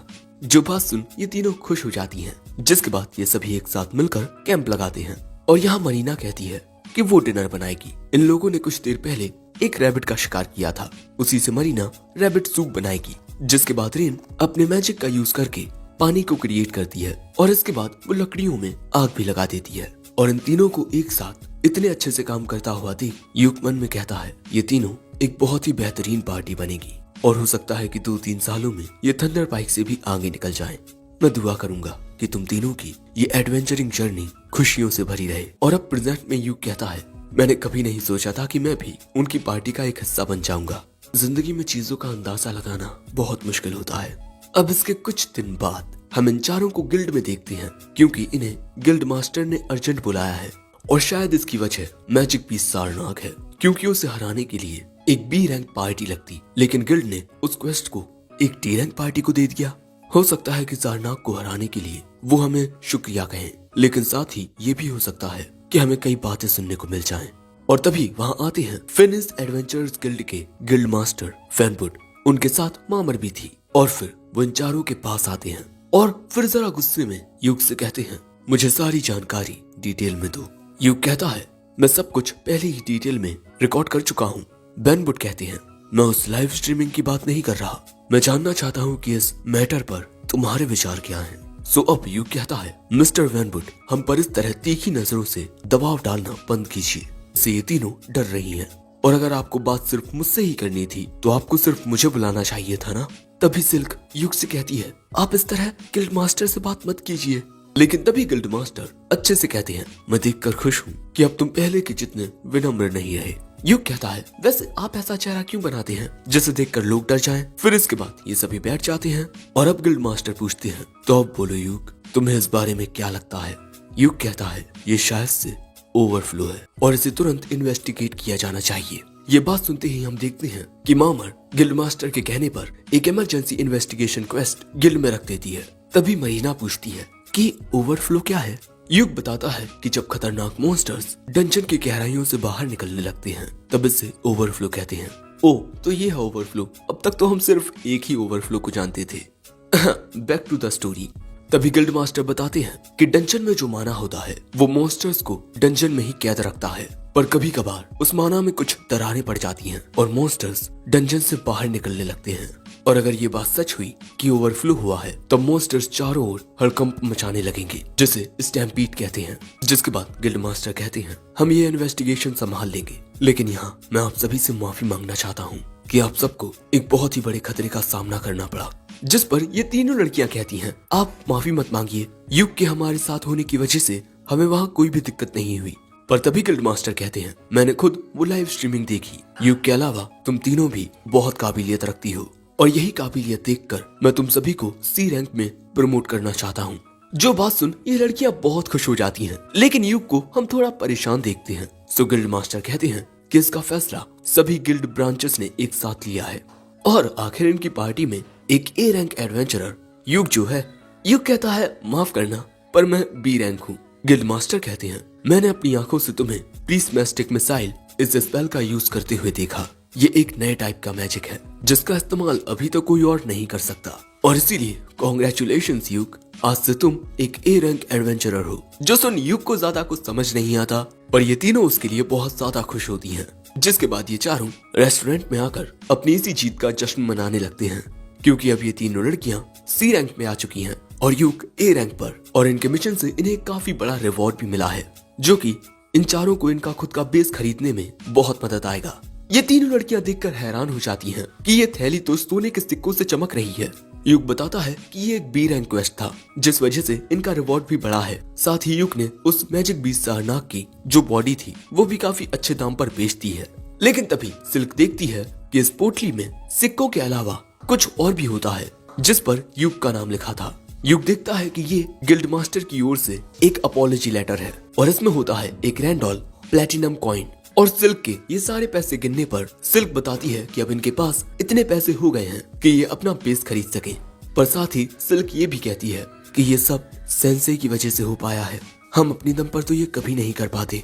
सो यूक कहता है कि सिल्क, अब मैं हमारी क्लोवर पार्टी का लीडर हूँ, इसीलिए तुम्हें मुझे कोई अलग शख्स समझने की जरूरत नहीं है। मैं जो भी कर रहा हूँ वो अपनी पार्टी के लिए कर रहा हूँ, और मेरी जो भी कमाई होगी वो हमारी पार्टी की होगी, और हमने ये पैसे एक साथ कमाए हैं, इसीलिए चलो अब जश्न मनाते हैं। अब ऐसे ही रात हो जाती है और यहाँ रेन यूक से पूछती है कि तुम्हारा सपना क्या है, क्योंकि अब हमारा एक गोल पूरा होने वाला है, इसीलिए मैं चाहती हूँ कि अब हम एक नया गोल सेट करें। यूक बताता है कि उसका सपना एक्रोमैटिक डार्कनेस डंजन का सबसे डीपेस्ट फ्लोर पार करना है। लेकिन ये बात जान इन तीनों को एक बड़ा झटका लगता है, क्योंकि उस डंजन में एक एबिस गेट है, एक ऐसा रास्ता जिसके जरिए आप अंडरवर्ल्ड तक पहुंच सकते हो। और दोस्तों, यूक अंडरवर्ल्ड में नहीं जाना चाहता, बल्कि असल में वो तो अपनी आंखों से इस दुनिया के आखिरी कोने को देखना चाहता है, क्योंकि यूक के एक अंकल थे जिनकी यूक बहुत इज्जत करता था, क्योंकि वो इस एक्रोमैटिक डार्कनेस डंजन की गहराई में गए थे, पर वो उसे पार नहीं कर सके। लेकिन जब मैंने उनकी कहानी सुनी तब मेरा दिल भी डंजन की उस गहराई तक पहुंचने के लिए करने लगा। जो बात सुन मरीना कहती है तो ठीक है, हम वहां जाएंगे और उसकी लाइव स्ट्रीम करेंगे। लेकिन यूक बताता है कि ये इतना आसान नहीं है, क्योंकि एक्रोमैटिक डार्कनेस डंजन में जाने के लिए गवर्नमेंट की परमिशन लगती है। साथ ही वहां जाने के लिए आपकी पार्टी का ए रैंक होना जरूरी है। पर यूक का सपना जान सिल्क कहती है कि आपका सपना तो बहुत ही फैंटास्टिक है। रेन कहती है अब यही हमारा नेक्स्ट गोल होगा। तभी मरीना खड़ी होकर कहती है हम आपके सपने को सच करने के लिए बहुत मेहनत करेंगे। और अब तो भैया इन तीनों लड़कियों की आंखों में बहुत चमक आ गई है, जो देख यूक भी अब इनसे कुछ नहीं कह पाता। और अब वो कहता है कि ठीक है, एक दिन हम सभी एक साथ एबिस गेट को देखेंगे। और फिर ये चारों चीयर्स करते हैं। वहीं अगले दिन हम फिर से देखते हैं कि गिल्ड में बस क्लोवर पार्टी की लाइव स्ट्रीमिंग ही चल रही है, जो अब एक नया मिशन कर रहे थे, जहां हम देखते हैं कि यूक की पार्टी एक मॉन्स्टर को हराने की कोशिश कर रहे हैं, जो कि एक बड़ा सा कर्स हैंड होता है। सिल्क अपने मैजिक का यूज करके इस हाथ को जकड़ लेती है और फिर रेन लाइटनिंग मैजिक का यूज करके इस हाथ पर हमला करती है, जिसके बाद यूक एक स्क्रोल मैजिक का यूज करता है, जिससे जमीन से नुकीले कांटे निकलकर इस हाथ में घुस जाते हैं। और इसी तरह ये सभी एक साथ मिलकर इसे हराने में कामयाब हो जाते हैं। और आखिर में यूक कहता है हमारी लाइव स्ट्रीमिंग देखने के लिए शुक्रिया। और अब इनकी पार्टी कुछ ज्यादा ही पॉपुलर होती जा रही है, जो देख साइमन को काफी गुस्सा आ रहा था। यहाँ बैरी कहता है यूक उस लो रैंक पार्टी में जाने के बाद कुछ ज्यादा ही होशियार बन रहा है। तभी साइमन बताता है कि कुछ वक्त पहले यूक ए रैंक पर प्रमोट हो चुका है। और यहाँ मैं यूक के बारे में सोचना नहीं चाहता, लेकिन हमारी पार्टी की हालत दिन ब दिन बिगड़ती जा रही है। हमारे साथ जो भी नया मेंबर जुड़ता है वो ज्यादा वक्त तक टिक नहीं पाता। और दोस्तों, अब जेनी भी इनके साथ ज्यादा टाइम रहती नहीं, यहाँ तक कि जब ये किसी मिशन को करने जाते हैं तब जेनी की वजह से अब इन्हें दिक्कत होने लगी है। दूसरी ओर हम जेनी को देखते हैं, जो कि एक अंधेरे कमरे में यूक की लाइव स्ट्रीमिंग को देख रही थी। जिसके बाद हम बैरी को देखते हैं, जो एक मेट से पीने के लिए और शराब मंगवाता है। और फिर साइमन से कहता है हम उसे वापस आने के लिए क्यों नहीं कहते, क्योंकि मुझे अब लगता है कि उसी की वजह से हमारी पार्टी एक साथ रहती थी। कैमिलिया भी कहती है कि जब वो हमारे साथ था तब हमारे क्वेस्ट भी फेल नहीं होते थे। सो अब यहाँ साइमन भी कह देता है कि शायद से वो सच में हमारे लिए काफी काम का था। बैरी कहता है पैसे की कमी की वजह से उसने हमारी पार्टी को छोड़ा, हम जेमी के हिस्से का कुछ पैसा उसे देने लगेंगे, क्योंकि अब जेमी हमारे लिए इतनी काम की नहीं रही। साइमन कहता है तुम सही कह रहे हो। जिसके बाद हम टाउन में रात के वक्त यूक और उसकी पार्टी को उनके मिशन से वापस आता हुआ देखते हैं। और क्योंकि ये सभी चलकर आए हैं, इसीलिए इन सभी को रात हो गई है। लेकिन इन लड़कियों को वक्त का पता भी नहीं चला, क्योंकि यूक इन्हें अपने मिशन की कहानियां सुनाते हुए आ रहा था। वैसे अब इन्हें गिल्ड में जाकर अपने क्वेस्ट के कंप्लीट होने की रिपोर्ट गिल्ड में देनी होगी। लेकिन तभी मरीना कहती है, मुझे ऐसा लगता है कि यूक आप और मिस मामर एक दूसरे के साथ कुछ ज्यादा ही जचते हो।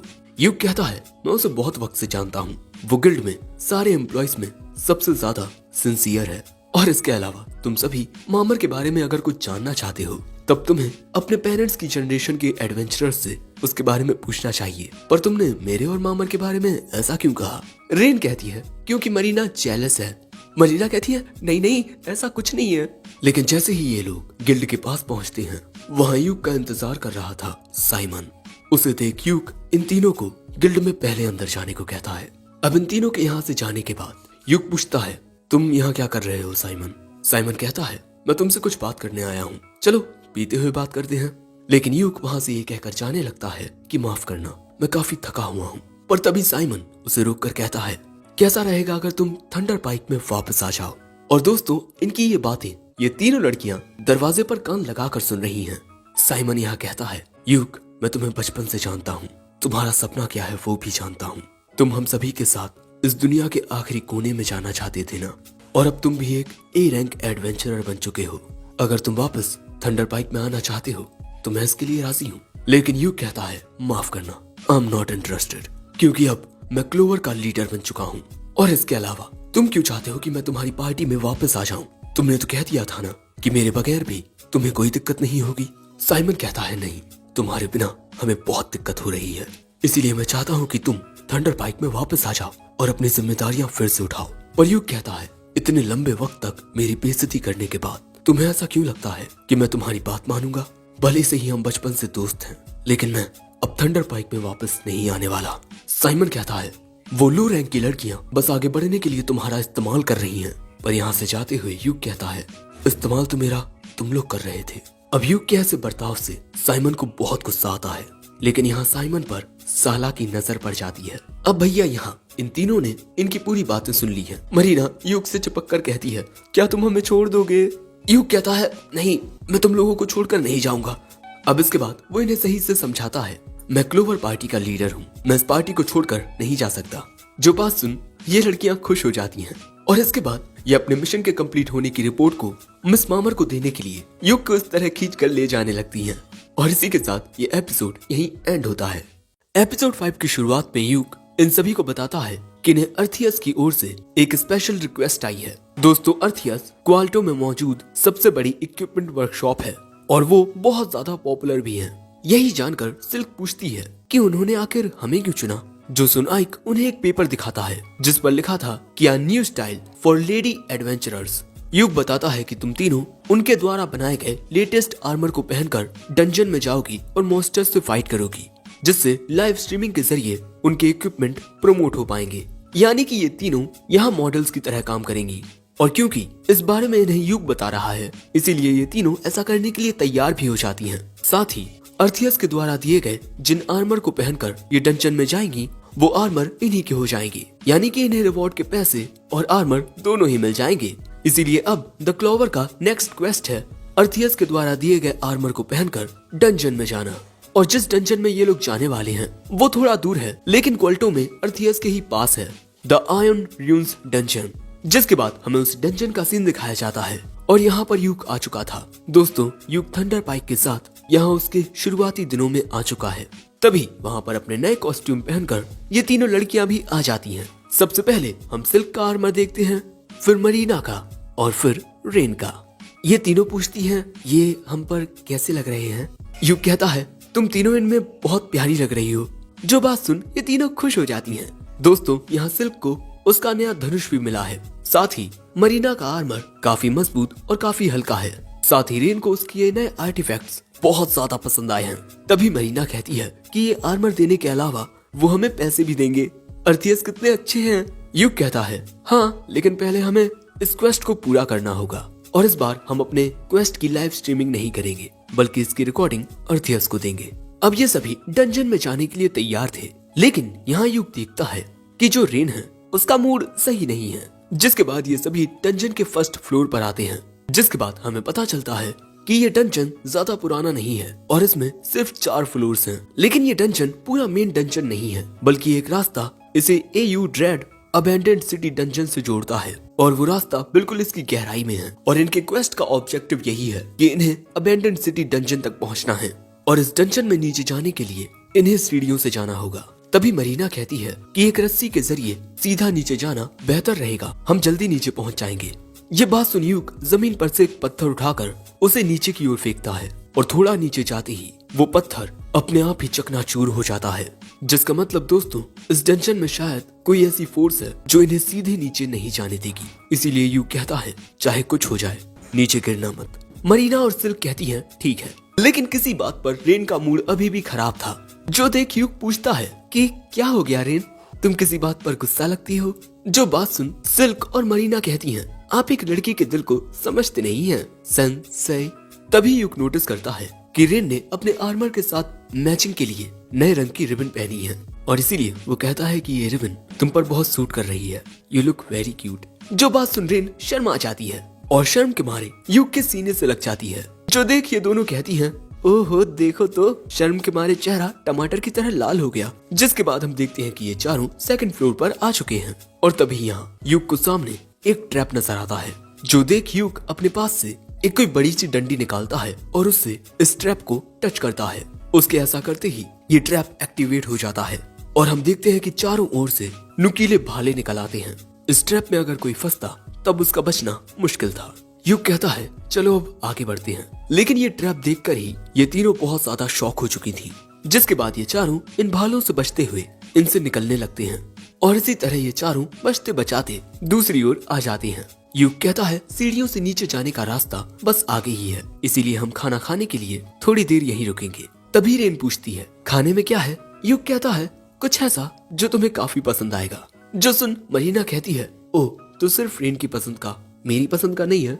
ये देख यहाँ यूक हंसता है, लेकिन अगले ही पल में यूक चौकन्ना हो जाता है। जो देख ये तीनों भी अपने हथियारों के साथ तैयार हो जाती हैं, क्योंकि यहाँ इनके सामने कुछ ऑर्क्स आ चुके थे। ऑर्क्स को देख सिल्क अपना आप आंखों कर उन पर हमला करने ही वाली थी, पर तभी यूक कहता है सिल्क मैं जानता हूँ कि ऑर्क्स एल्व्स के जानी दुश्मन होते हैं, लेकिन यहाँ तुम्हें शांत होना होगा। सिल्क कहती है ठीक है, लेकिन हम एक भी ऑर्क को यहाँ से जिंदा वापस नहीं जाने देंगे। अब यहाँ 4 ऑर्क होते हैं जिन्हें देख लग रहा था कि ये लो रैंक सोल्जर्स हैं, यानी कि सी रैंक मॉन्स्टर्स। यूक कहता है हम पहले इन पर हमला करेंगे और वो सभी को उनका काम समझा देता है। जिसके बाद यूक फिजिकल इंचेंट का यूज करता है, जिससे इन चारों की ही फिजिकल एबिलिटीज इंप्रूव हो जाती हैं। और यहाँ ये तीनों बिल्कुल तैयार थे। तभी रेन इनकांटेशन करना शुरू करती है और इनकांटेशन के पूरा होते ही वो ग्रेड 5 मैजिक फायर बॉल का यूज करती है और इस हमले के लगते ही वो चारों ऑर्क आग में जलने लगते हैं। तभी यूक एक स्क्रोल निकालता है और इससे रॉक ब्लास्ट नाम का एक स्पेल कास्ट करता है, जिससे हवा में बड़े बड़े पत्थर क्रिएट हो जाते हैं जो इन ऑर्क के ऊपर गिरने लगते हैं। और जो भी ऑर्क बचकर भागने की कोशिश करता है उस पर सिल्क तीरों से हमला करती है और इस तरह 2 ऑर्क मारे जाते हैं। जिसके बाद बाकी के 2 ऑर्क पर यूक पैरालाइज स्पेल का यूज कर देता है। जिसके बाद मरीना उन पर हमला करने जाती है और फिर अपनी मैजिक ब्लेड के यूज से उनमें से एक ऑर्क को बीच में से काटकर खत्म कर देती है और आखिरी ऑर्क पर सिल्क तीरों से हमला करके उसे और भी ज्यादा कमजोर कर देती है। जिसके बाद मरीना उस ऑर्क पर भी अपनी मैजिक ब्लेड से हमला करके उसे भी खत्म कर देती है। इसी तरह ये चारों इन ऑर्क को हरा देते हैं और यूक इन मरे हुए ऑर्क के पास से एक कोई स्टोन जैसी चीज उठाता है और तभी सिल्क अपना आपा खो देने के लिए यूक से माफी मांगती है। ऑर्क को देखकर ही सिल्क का अपने गुस्से पर काबू नहीं रहता। यूक कहता है कोई बात नहीं, आखिर तुम एक एल्फ हो और ऑर्क तुम्हारे जानी दुश्मन है। सिल्क कहती है लेकिन मैं तो एक डार्क एल्फ हूँ। यूक कहता है हे ऐसा लोगों का कहना है कि डार्क एल्फ्स ने एल्फ्स की दूसरी प्रजाति को धोखा दिया, लेकिन मुझे नहीं लगता कि ये सच है। और इसके अलावा हम तुम्हारे साथ हैं। और इसके अलावा जिस तरह रेन आर्टिफैक्ट्स की दीवानी है, उसे देखकर कोई भी यही कहेगा कि वो एक ड्वार्फ है। और उसकी इस बात पर ये सभी हंसने लगते हैं। और तभी मरीना यूक को एक स्क्रोल लाकर देती है जो उसे ऑर्क के पास से मिला। यूक उस स्क्रोल को देखता है और बताता है कि भले ही ये थोड़ा फटा हुआ है, लेकिन ये मेमोरेंडम ऑफ रेवलेशन है। ये एक ऐसा आर्टिफैक्ट होता है जो हिडन एबिलिटीज को अनकवर कर देता है और यूक इसे बेचने वाला नहीं है, बल्कि वो इसे रिपेयर करके अपने पास रखेगा और रिपेयर होने के बाद ये इन तीनों लड़कियों में से किसी के भी काम आ सकता है। जो भी इसे यूज करेगा या तो उसे कोई नई स्किल मिल जाएगी या फिर कोई सेकंड जॉब। जो बात सुन सिल्क कहती है तब तो ये मरीना के लिए ही बेस्ट रहेगा, क्योंकि इस वक्त उसके पास सिर्फ एक जॉब है। उसकी बात से रेन भी एग्री करती है। जो बात सुन मरीना कहती है, क्या मुझे सच में एक सेकंड जॉब मिल पाएगी? क्योंकि टेम्पल के लोग कहते हैं कि जो स्वॉर्ड मेज होते हैं उन्हें सेकंड जॉब मिलना बहुत मुश्किल होता है। सो यूक कहता है कि भले से ही तुम्हें कोई सेकंड जॉब ना मिले, पर तुम कोई हिडन एबिलिटी तो डिस्कवर कर ही लोगी। खुश होकर मरीना कहती है, जैसे एक दुल्हन बनना। यूक कहता है कि ये कोई एबिलिटी नहीं होती। लेकिन ये बात सुन ये दोनों हक्की बक्की हो चुकी हैं। तभी इनके सामने एक ट्रेजर आ जाता है, जिसके बाद ये सभी एक जगह आराम करने के लिए रुकते हैं और यहीं खाना खाते हैं। और फिर हमें पता चलता है कि उस ट्रेजर में एक मैजिक बैग मिला है और ये रेन को दे दिया गया है, जिसे पाकर रेन बहुत खुश होती है। और रेन को ये बैग सभी की सहमति से दिया गया है। अब मरीना और सिल्क को नई चीजें मिल चुकी हैं, तो अगली बार इन्हें कोई भी ट्रेजर मिलेगा तब वो सिल्क को दिया जाएगा। जो बात सुन सिल्क कहती है, मेरे बारे में सोचने के लिए शुक्रिया सेंसेई। अब यहाँ से निकलने से पहले ये सभी चेक करते हैं कि अब तक इन्होंने किन किन चीजों का यूज कर लिया है। जैसे यूक ने एक स्क्रोल का यूज कर लिया है, सिल्क ने 5 तीरों का यूज किया है और अब उसके पास 20 तीर है। मरीना बिल्कुल टिप टॉप होती है, ताकत से भरी हुई। वहीं खाना खाने के बाद रेन का माना भी पूरी तरह से रिस्टोर हो चुका है, जिसके बाद ये अपने क्वेस्ट को आगे बढ़ाते हैं। फिर हम इन सभी को 3rd फ्लोर पर देखते हैं और यहाँ यूक सभी को चौकन्ना रहने को कहता है, क्योंकि कभी भी कोई भी मॉन्स्टर इन पर हमला कर सकता है। यूक यहाँ बताता है कि उसने सुना था कि अबैंडन्ड सिटी डंजन के दरवाजे के पास एक बॉस मॉन्स्टर है, लेकिन पिछले 10 सालों में उसे कभी देखा नहीं गया। और ऐसे ही चलते हुए ये लोग 4th फ्लोर पर आ जाते हैं और यहाँ यूक इन्हें बताता है कि उस दरवाजे के पास पहरेदार के रूप में मल्टीपल शैडो स्टॉकर्स होते हैं। लेकिन आज तक यूक ने खुद कभी कोई शैडो स्टॉकर नहीं देखा। लेकिन हाँ, उनके बारे में कहा जाता है कि वो पूरे काले होते हैं, जिनकी आंखें काफी चमकीली होती हैं। तभी मरीना इशारा करके कहती है, उसकी तरह क्या? दोस्तों, इनके ऊपर एक शैडो स्टॉकर था। अब किसी भी शैडो स्टॉकर को पिछले 10 सालों में कभी नहीं देखा गया, और क्योंकि ये इनसे थोड़ा ऊपर होता है, इसीलिए यूक को लगता है कि ये नीचे नहीं आ पाएगा। क्योंकि दोस्तों, ये लोग कूदकर नीचे नहीं आ सकते। जैसा हमने देखा था, वो पत्थर चकनाचूर हो गया था, पर अगले ही पल में वो शैडो स्टॉकर छलांग मारता है और डंजन की उस इनविजिबल दीवार को तोड़ता हुआ नीचे आ जाता है, जो देखकर यूक तुरंत एक स्क्रूल निकाल लेता है, जिससे इन सभी की बॉडी और वेपन इंचेंट हो जाती हैं। मरीना अब हमला करने के लिए बिल्कुल तैयार थी, लेकिन तभी ये शैडो स्टॉकर अपना एक हमला करता है और इस हमले से मरीना का बैरियर टूट जाता है और मरीना दूर जाकर गिरती है।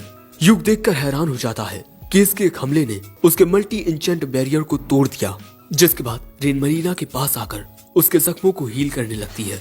और इतनी देर के लिए यूक और सिल्क शैडो स्टॉकर का सामना करने के लिए तैयार हो जाते हैं और तभी ये शैडो स्टॉकर फिर से इनकी ओर हमला करता है। सो यूक इस बार प्रोटेक्शन स्पेल का यूज करता है, लेकिन शैडो स्टॉकर के हमले से यूक का ये बैरियर भी टूट जाता है। यूक समझ चुका था कि ये काफी आसानी से मैजिक बैरियर्स को तोड़ सकता है। सो अब यूक ब्लिंक शैडो का यूज करके इस शैडो स्टॉकर के हमले से बचकर इसके पीछे आकर एक साथ अपनी स्वॉर्ड पर मल्टीपल स्पेल्स को कास्ट करके इस पर हमला करने ही वाला था कि तभी अचानक ये shadow stalker dark magic cast कर देता है और इस डार्क मैजिक की वजह से यूक की आत्मा घायल होती है और फिर उसका शरीर वहीं गिर पड़ता है, जिसके बाद वो शैडो स्टॉकर फिर से इन पर डार्क मैजिक का यूज करता है। लेकिन इस बार रेन होली शील्ड का यूज करके उसके हमले को रोकती है और फिर सिल्क अपने मैजिक का यूज करके इस पर हमला करने की कोशिश करती है। उतनी ही देर में रेन यूक को हील करने की कोशिश करने लगती है, लेकिन वो सांस ही नहीं ले रहा था। तभी सिल्क पर पीछे से आकर वो शैडो स्टॉकर हमला करता है। फिर मरीना शैडो स्टॉकर पर हमला करने चाहती है और यहाँ रेन उसकी स्वॉर्ड को इंचेंट कर देती है, जिसके बाद मरीना उस शैडो स्टॉकर पर हमला करने की कोशिश करती है, लेकिन वो उसके हमले से बच जाता है। जिसके बाद रेन शैडो स्टॉकर पर आइस मैजिक से अटैक करती है, लेकिन रेन के हमले से बचकर शैडो स्टॉकर मरीना के पीछे आकर उस पर हमला कर देता है और इसके बाद वो तुरंत ही रेन को भी घायल कर देता है। और अब सिर्फ सिल्क बची थी, जिस पर वो मल्टीपल डार्क मैजिक से हमला करने वाला था और फिर एक साथ चारों ओर से सिल्क के ऊपर डार्क मैजिक से हमला होता है। लेकिन अगले ही पल में हम देखते हैं कि एक लाइट शील्ड सिल्क को प्रोटेक्ट कर लेती है और ऐसा किया होता है यूक ने, लेकिन ऐसा करने की वजह से उसका ये स्क्रोल जल चुका है और अब वो गुस्से में आ चुका है। जिसके बाद यूक एक साथ 5 मल्टीपल स्पेल्स का यूज करके इस शैडो स्टॉकर को जकड़ लेता है और फिर ग्रेविटी से इसे दबाने लगता है। जितनी देर में ये तीनों भी पूरी तरह से हील हो चुकी थी, जिसके बाद सिल्क अपने मैजिक से इस शैडो को जकड़ लेती है। फिर मरीना अपनी मैजिक प्लेट से इस शैडो पर एक डायरेक्ट अटैक करती है, जिसके बाद रेन एक होली मैजिक का यूज करके इस काली परछाई यानी शैडो को पूरी तरह से खत्म कर देती है। एक साथ मिलकर इन्होंने इस शैडो स्टॉकर को भी हरा दिया। अब यूक को सही सलामत देख मरीना तो खुशी के मारे उसे गले लगा लेती है, जो देख रेन कहती है, यूक तुम्हें मरीना को इतने कस के गले नहीं लगाना चाहिए। यूक कहता है, मेरे हाथ खुले हुए हैं, मैं कहां से गले लगा रहा हूँ। फिर इसके बाद यूक इन तीनों को शुक्रिया कहता है, क्योंकि इन तीनों के बिना वो इस शैडो स्टॉकर को कभी नहीं हरा पाता। जिसके बाद यूक के पूछने पर रेन उस शैडो स्टॉकर के बारे में कहती है, वो एक ऐसी काली ताकत थी जिसे इस दुनिया में एग्जिस्ट नहीं करना चाहिए, और ये सिचुएशन देखकर लग रहा है कि ये भी एक ओवरफ्लो है। सिल्क पूछती है, अब हम क्या करें सेंसर? यूक कहता है, पहले हम अपना क्वेस्ट पूरा करेंगे, और क्वेस्ट के पूरा होते ही हम क्वाल्टो में मौजूद एडवेंचरर्स गिल्ड में इसकी रिपोर्ट देंगे। पर तभी रेन यूक के पास जाकर उसके जख्म को ठीक करने लगती है और इसके बाद कहती है कि तुम्हें सब कुछ अकेले करने की कोई जरूरत नहीं है, हम एक टीम है और हम ये एक साथ करेंगे। यूक कहता है, ठीक है। जिसके बाद ये सभी बताते हैं कि इन्होंने क्या क्या यूज किया है। मरीना और सिल्क बिल्कुल ठीक होते हैं। रेन ने अपना थोड़ा माना खर्च कर लिया है, जो जान यूक उसके माना को रिप्लेनिश कर देता है, और फिर इसके बाद ये सभी पहुंच जाते हैं आयरन ड्यून्स डंजन के सबसे डीप पार्ट में, जहां इन्हें एक दरवाजा मिलता है, और ये दरवाजा AU dread abandoned city dungeon के साथ जुड़ा हुआ है। और दोस्तों, ऐसा कहा जाता है कि अबैंडन्ड सिटी डंजन एक ऐसी जगह थी जहां पर पहले लोग रहा करते थे, और अब इस डंजन में क्या है इसका पता लगाना इन्हीं चारों का काम है, क्योंकि ये एडवेंचरर्स हैं। और ये भी हो सकता है कि इस डंजन की गहराई में इन्हें कोई एबिस गेट मिल जाए।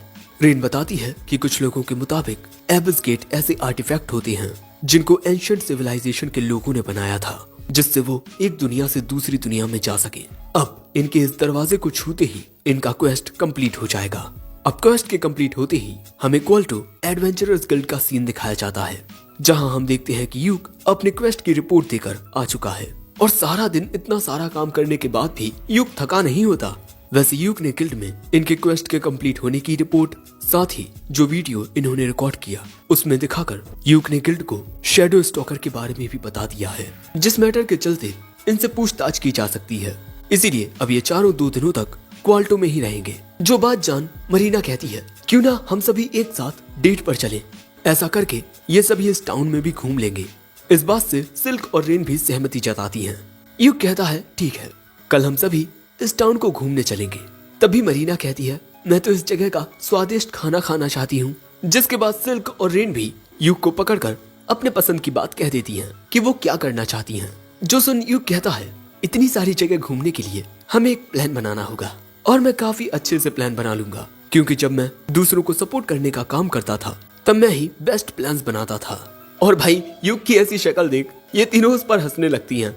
और इसी के साथ ये एपिसोड यही एंड होता है। एपिसोड 5 की शुरुआत में हम देखते हैं कि रेन, मरीना और सिल्क की अर्थियस कंपनी के वेपन्स और आर्मर्स के साथ एडवर्टाइजमेंट हो रही है कि ये हैं आने वाले फीमेल एडवेंचरर्स के लिए न्यू स्टाइल आर्मर्स और वेपन्स, जो उनकी ताकत के साथ साथ उनकी खूबसूरती भी बढ़ाएंगे। तो आप भी अगर इन वेपन्स और आर्मर्स को खरीदना चाहती हैं तो आइए अर्थियस पर। अगले सीन में हमें मोरुगेन अंडरग्राउंड वाटरवे दिखाया जाता है, जहां हम थंडर पाइक को देखते हैं, जो एक जगह बैठकर रूखा सूखा खाना खा रहे थे। बेरी कहता है, जब ल्यूक हमारे साथ था तब वो अपने उस जादुई पॉट में से अलग अलग तरह का स्वादिष्ट खाना बनाता था। साइमन कहता है, अब इस बारे में सोचने का कोई फायदा नहीं है। वैसे क्या तुम सभी के पास माना पोशंस हैं? बेरी कहता है, आखिर मैं क्यों पोशंस लाऊं जब हमारे साथ कैमिलिया है। वो कहती है कि मैं माना पोशंस कहाँ से लाऊं, वो बहुत महंगे होते हैं। साइमन कहता है, शायद इस बार हमें माना पोशंस की जरूरत नहीं पड़ेगी, क्योंकि हम बोगल से लड़ने वाले हैं। बेरी कहता है, बोगल से लड़ना हमारे लिए इतना मुश्किल नहीं होगा। फिर सियोन जेमी से लाइव स्ट्रीमिंग ऑन करने को कहता है, जिसमें जेमी को थोड़ा वक्त लग रहा था। सो बेरी कहता है, तुम मैजिक का भी ज्यादा यूज नहीं कर सकती, सच में तुम बहुत कमजोर हो। कैमिलिया कहती है कि काश जेमी हीलिंग मैजिक का यूज कर पाती, लेकिन यहाँ जेमी कुछ नहीं कहती और इनकी लाइव स्ट्रीमिंग ऑन हो जाती है। फिर ये सब आगे बढ़ना शुरू करते हैं।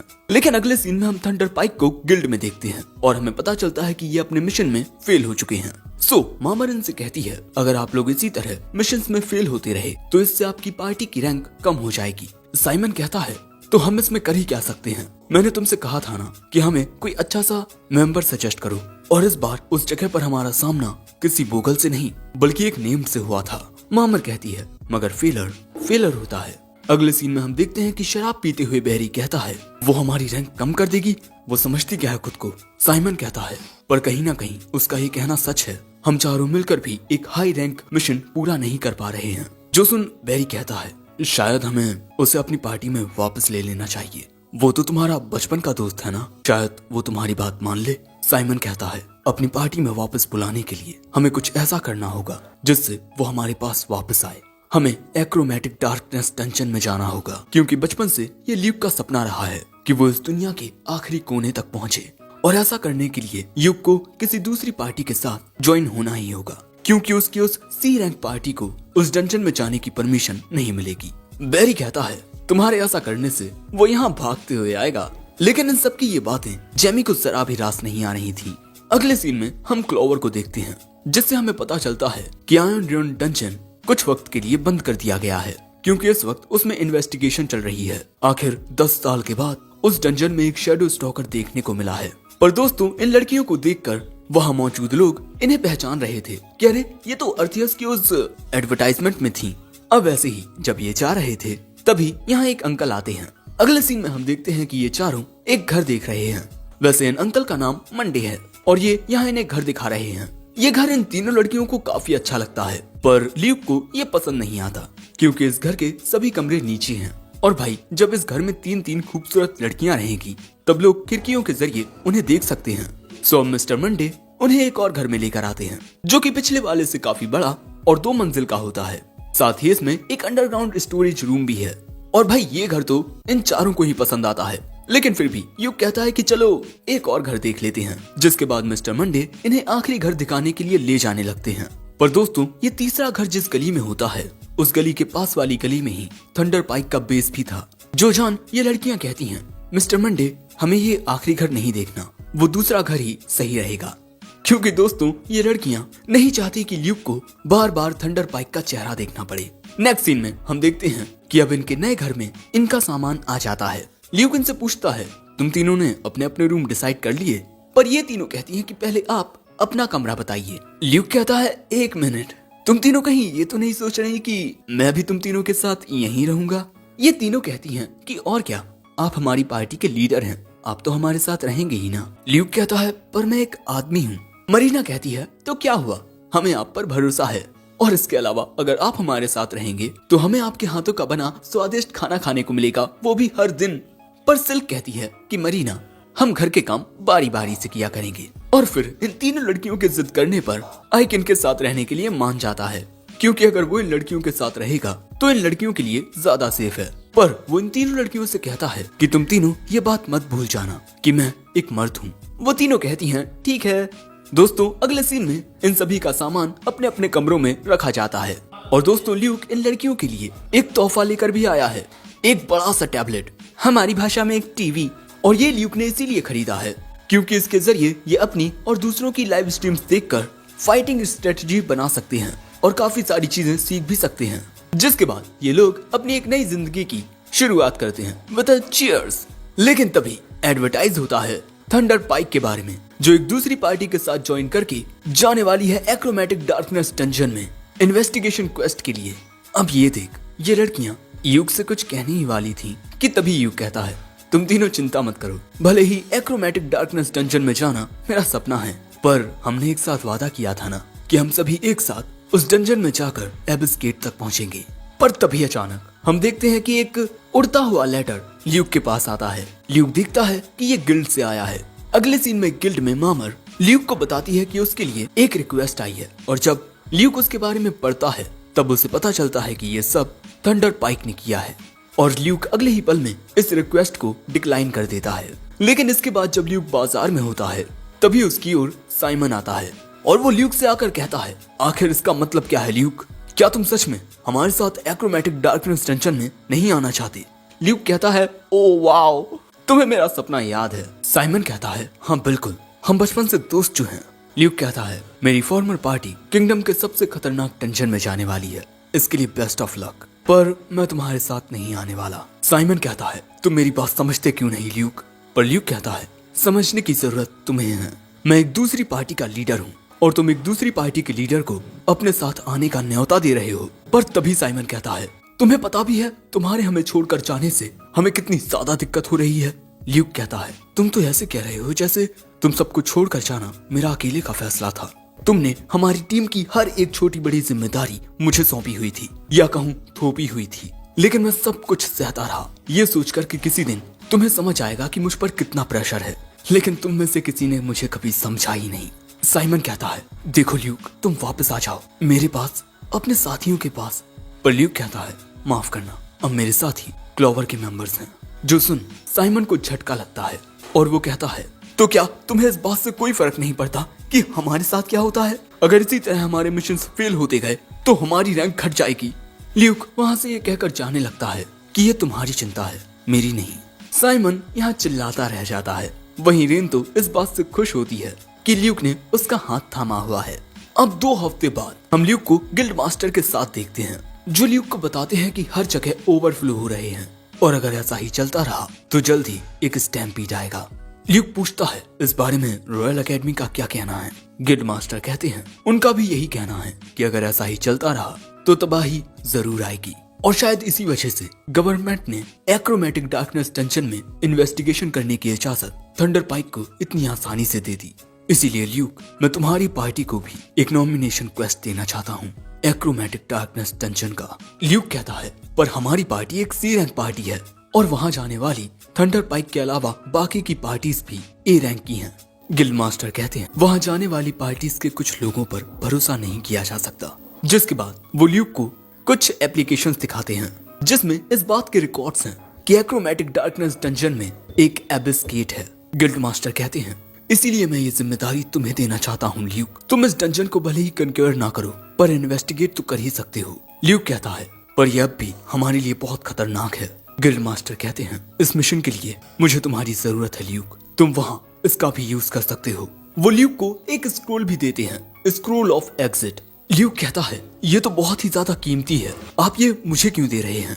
वो कहते हैं ल्यूक अगर हो पाता तो मैं इस डंजन में खुद जाकर उस एबिस गेट की सच्चाई अपनी आंखों से चेक करता, पर मेरा जाना मुमकिन नहीं, इसीलिए मैं ये जिम्मेदारी तुम्हें दे रहा हूँ। तभी कमरे में मिस मामर आती हैं और वो ल्यूक को एक कागज दे देती हैं। दोस्तों ये वही कागज था जो थंडर पाइक ने ल्यूक के लिए भेजा था, लेकिन इसे पोस्ट करने वाले इस बार किंग ऑफ वेलमेलिया होते हैं और क्योंकि अब ये रिक्वेस्ट किंग ने की है तो ल्यूक इसे मना नहीं कर सकता।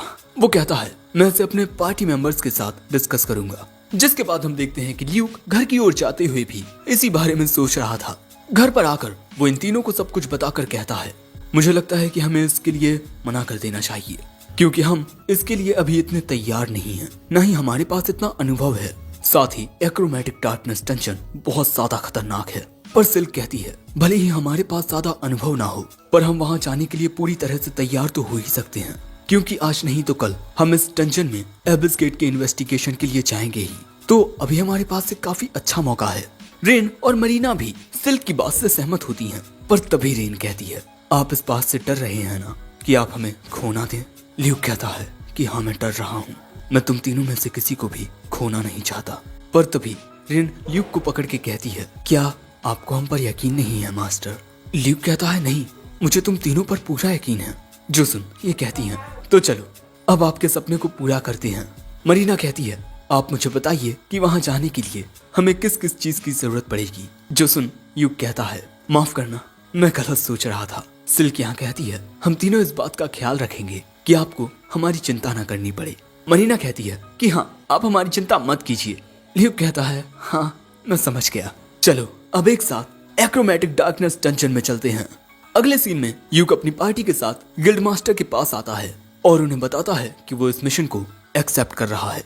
मैंने अपनी पार्टी के साथ इस बारे में बात कर ली है, वो इस मिशन के लिए तैयार हैं, पर हमारी पार्टी में एक जासूस की कमी है। गिल्ड मास्टर कहते हैं मामर ने इस बारे में पहले से ही तैयारी करके रखी है। तभी मिस मामर वहाँ आकर इंट्रोड्यूस कराती हैं नेने को, जो कि दोस्तों एक कैट गर्ल है। साथ ही वो मिस मामर की दोस्त की बेटी है और ये कुछ ज्यादा ही मजाकिया है। इसने इसके होम टाउन में सबकी नाक में दम कर रखा था, इसलिए मैं इसे अपने साथ ले आई।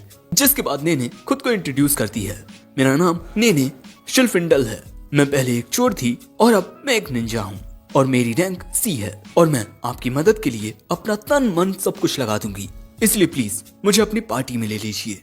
एपिसोड 6 की शुरुआत में हमें फिनिश एडवेंचरर्स गिल्ड में अंडरग्राउंड केवर्न का सीन दिखाया जाता है और यहाँ हम गिल्ड मास्टर बैनवुड के साथ युग की पार्टी को देखते हैं।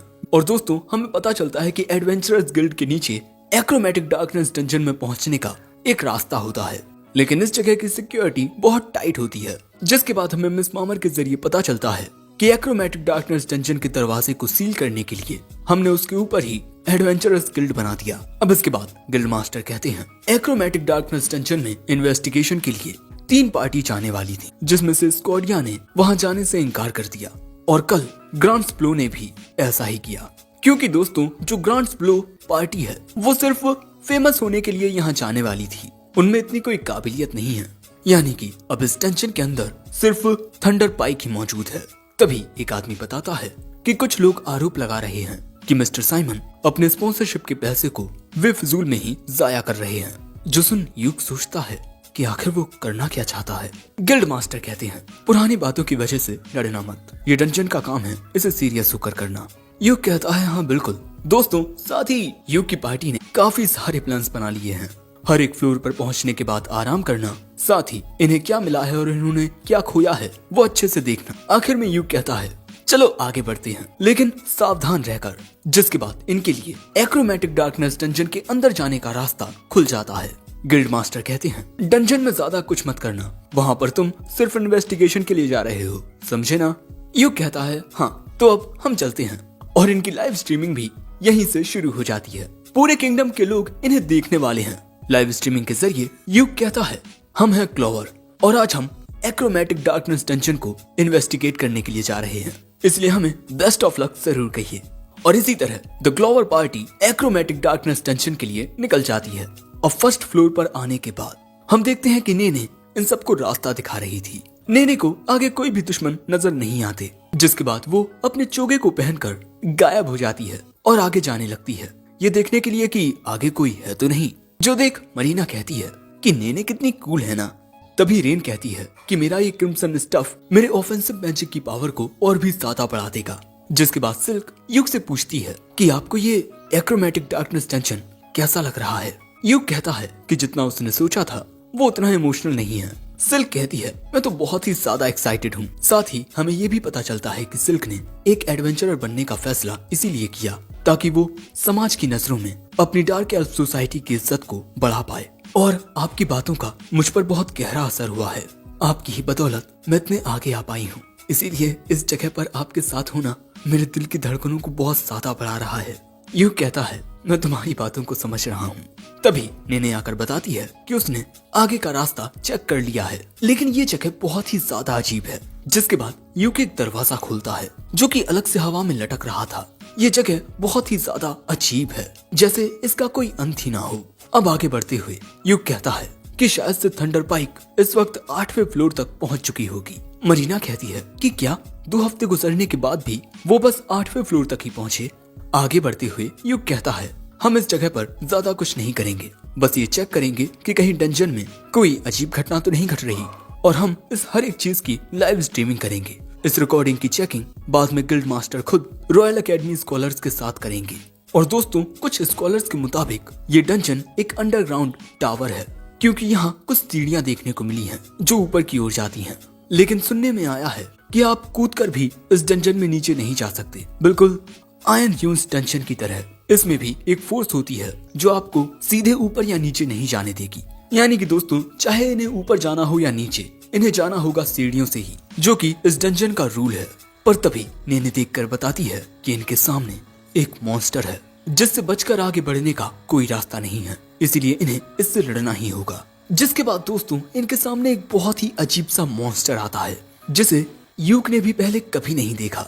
फिर यूक इनसे कहता है सिल्क तुम इस पर अपने तीरों से हमला करना, रेन तुम हमला करना अपने ऑफेंसिव मैजिक से। साथ ही वो मरीना को मॉन्स्टर पर हमला करने के लिए ये वेपन देता है, क्योंकि यूक इस मॉन्स्टर को जल्द से जल्द खत्म करना चाहता है, तो दूर से हमला करना ही बेहतर रहेगा। और दोस्तों जो मरीना थी वो यहाँ पर अपनी तलवार से फाइट करना चाहती थी, क्योंकि पिछले डंजन में यूक को एक फटा हुआ स्क्रोल मिला था और उस स्क्रोल को ठीक करने के बाद उससे मरीना को एक सामुराई नाम की सेकंड जॉब मिल गई। इसीलिए मरीना अपनी नई ताकत को चेक करना चाहती थी। जो सुन नेने कहती है, वाह मरीना, तुम्हारे पास दो रेयर जॉब्स हैं। मरीना कहती है कि काश मैं मैजिक का भी यूज कर पाती। सो सिल्क कहती है कि ज्यादा लालच मत करो। जिसके बाद हम देखते हैं कि यूक अब उस मॉन्स्टर पर हमला करने के लिए एक स्पेल पढ़ने लगता है। साथ ही रेन भी अपने ऑफेंसिव मैजिक स्पेल की चैंटिंग करने लगती है। यहाँ पर नेने अपने निंजुत्सु के साथ इन्हें सपोर्ट करेगी और अगले ही पल में यूक इस मॉन्स्टर पर अपने प्रिज्मेस्टिक मिसाइल से हमला करता है, लेकिन उस हमले को ये अपनी बड़ी सी कुल्हाड़ी से काट देता है। तभी मरीना इस पर हमला करके इसकी कुल्हाड़ी को जमीन में धंसा देती है और इसी मौके का फायदा उठाकर रेन इस पर एक फायर अटैक करती है, जिससे ये मॉन्स्टर चलने लगता है पर मरता नहीं। सॉफ्ट सिल्क इस पर एक साथ 3 तीरों से हमला करती है और फिर आखिरी हमला करने के लिए जैसे ही यूक आगे बढ़ता है तभी ये मॉन्स्टर वहीं खत्म होकर गिर पड़ता है। तभी नेने कहती है कि ये तो वही स्पेल था ना जिसका यूज आपने उस ज़ारनेक पर किया था। वाओ, ये कितना अमेजिंग था। मॉन्स्टर को हराने के बाद ये लोग पहुंचते हैं सेफ्टी एरिया में। यहाँ ये लोग एक ब्रेक लेंगे, इसीलिए यूक लाइव स्ट्रीमिंग को कुछ देर के लिए बंद कर देता है। जिसके बाद मरीना कहती है, लाइव स्ट्रीम करते हुए मैं तो बहुत नर्वस हो जाती हूँ। फिर यूक पूछता है, तो किसी ने कुछ खोया? सिल्क ने जिन तीरों का यूज किया था वो उसने वापस ले लिए, लेकिन मरीना का इस स्टंगर जोई से एक एरो खर्च हो चुका है। रेन बताती है कि उसका माना रिकवर हो चुका है, साथ ही नेने को भी कोई दिक्कत नहीं होती। तो अब आखिर में सवाल आता है इनके सामने मौजूद इस ट्रेजर चेस्ट का। अब यूक को बस एक बात समझ नहीं आ रही कि इसे खोलते वक्त ये लोग इसकी लाइव स्ट्रीम करें या नहीं, क्योंकि दोस्तों क्लोवर एक सी रैंक पार्टी है और यहाँ इनके हाथ एक हाई रैंक डंजन का एक ट्रेजर चेस्ट लगा है। तो हो सकता है कि कुछ लोगों को ये पसंद ना आए, इसीलिए ये लोग इसकी लाइव स्ट्रीमिंग नहीं करेंगे। अब इसे खोलते वक्त नेने बताती है कि इसमें एक ट्रैप सेट है, लेकिन इससे कोई दिक्कत नहीं होगी। नेने ट्रैप को हटा देती है और दोस्तों इसके बाद इसे खोलने पर इन्हें मिलते हैं काफी सारे हीरे जवाहरात। यूक सिल्क से कहता है कि वो इन हीरे जवाहरातों को अपने बैग में डाल ले। सारे हीरे जवाहरात सिल्क अपने बैग में डाल लेती है। अब उसमें रखे हुए कुछ आइटम्स को यूक चेक करता है। यूक को इसमें मिलता है एक ब्लैक क्यूब। यूक को भी पता नहीं होता कि ये है क्या, और इसे देखकर लग रहा है कि जैसे इस आइटम को भी नहीं पता कि ये क्या है। शायद ये इंतजार कर रहा है कि इसको भी इसका जवाब मिले कि आखिर ये है क्या। दोस्तों एक तरह से ये एक बेबी आर्टिफैक्ट है। यूक कहता है ये काफी रेयर आइटम है, तो हम इसकी रिपोर्ट सबसे पहले गिल्ड मास्टर को देंगे। और इसके बाद हम देखते हैं कि यूक को यहाँ एक अंगूठी भी मिलती है जिसे वो रेन के हाथ में पहना देता है। भाई ये तो काइंड ऑफ एंगेजमेंट टाइप हो गई। यूक बताता है कि इसे एक सैनिटी रिंग कहा जाता है जो आपके दिमाग को स्थिर रखने का काम करती है। पर भाई लोग यहाँ पर रेन के साथ साथ यहाँ पर मरीना, सिल्क और नेने भी शर्माने लगी हैं, क्योंकि देखकर तो यही लग रहा है कि ये इनकी एंगेजमेंट हो चुकी है। अब अगले सीन में हम इन चारों को देखते हैं जो नेने के आने का इंतजार कर रहे हैं। नेने आगे का रास्ता चेक करने के लिए गई है, जिसके बाद वो आकर बताती है कि उसे सेकंड फ्लोर पर जाने के लिए सीढ़ियां मिल चुकी हैं। यूक कहता है हम काफी अच्छे से आगे बढ़ रहे हैं, थैंक्स नेने। वो कहती है कि ये मेरी वजह से नहीं बल्कि इस आर्टिफैक्ट की वजह से हो रहा है। ये आर्टिफैक्ट उस जगह तक पहुंचने का आपको रास्ता दिखाता है जहां आप पहुंचना चाहते हैं। यूक कहता है विंड प्रीमिंग आइटम्स का यूज अक्सर नए डंजन्स को एक्सप्लोर करने के लिए किया जाता है। दोस्तों यूक इतने सारे रेयर आइटम्स को यूज कर चुका है कि अब उसे नए रेयर आइटम्स देखकर इतनी हैरानी नहीं होती। ये बात लड़कियां कह रही थी। अब सीढ़ियों के पास आकर थोड़ा आराम करते हुए यूक इनसे पूछता है तुम सभी को क्या लगता है एक्रोमैटिक डार्कनेस डंजन के बारे में, यहाँ क्या गड़बड़ हो सकती है? मैप को देखते हुए सिल्क कहती है कुछ अलग अलग एरियाज में जाकर इस मैप की पेंटिंग्स खुद ब खुद ही चेंज हो रही हैं और यहाँ पहुँचने तक इन्होंने काफी सारे मॉन्स्टर्स का सामना कर लिया है, पर वो पहला मॉन्स्टर जिसके पास वो बड़ी कुल्हाड़ी थी वो सबसे ज्यादा ताकतवर था और अजीब भी। जो सुन यूक कहता है तो शायद वो शार्क जैसा दिखने वाला मॉन्स्टर और वो ट्रेजर चेस्ट, इन दोनों की ही जानकारी गिल्ड में नहीं थी। इन दो रेयर चीजों का फर्स्ट फ्लोर पर मिलना काफी ज्यादा एबनॉर्मल है। किसी फ्लोर पर खतरनाक मॉन्स्टर्स का मिलना या उसमें ट्रेजर चेस्ट का मिलना यह उस फ्लोर के रिस्क को दर्शाता है, लेकिन फर्स्ट फ्लोर पर ही इन्हें एक अजीब सा ब्लैक बॉक्स जैसा रेयर आइटम मिल गया और साथ ही एक हाई क्वालिटी आर्टिफैक्ट भी। ये सब बहुत ही अजीब है। ये लड़कियां पूछती हैं तो अब हमें क्या करना चाहिए? यूक कहता है आज हमारा पहला दिन था, अब हमें वापस लौट जाना चाहिए। दोस्तों ये सभी सही सलामत एग्जिट तक पहुंचने ही वाले हैं। यूक सभी की तारीफ कर रहा था कि आज सभी ने बहुत अच्छा काम किया, पर तभी अचानक नेने को कुछ आवाज सुनाई देती है और अगले ही पल में इनके पीछे थंडर पाइक आ जाती है। यूक कहता है, मैं तो भूल ही गया था कि तुम लोग भी यहाँ हो। साइमन कहता है, यूक जब तुम यहाँ आने ही वाले थे तब तुमने हमारी रिक्वेस्ट को एक्सेप्ट क्यों नहीं किया। यूक कहता है, हमें यहाँ किंगडम की ओर से एक मामूली सा मिशन मिला था, हम बस उसी के लिए आए थे। तभी कैमेलिया कहती है, तुम्हें तो इस बात का शुक्रगुजार होना चाहिए कि हम तुम्हें वापस आने के लिए कह रहे हैं। बैरी भी कहता है कि यूक तुम्हें हमारी बात मान लेनी चाहिए, पर जेमी यहाँ कुछ नहीं कहती। फिर साइमन यूक के पास आकर कहता है, हम दोनों ही सेम काम कर रहे हैं, है ना? तो मुझे लगता है कि तुम्हें अपना स्ट्रीमिंग डाटा और वो हर एक चीज जो तुम्हें यहाँ मिली वो मुझे दे देनी चाहिए। हम इस जगह पर एक साथ मिलकर काम कर सकते हैं।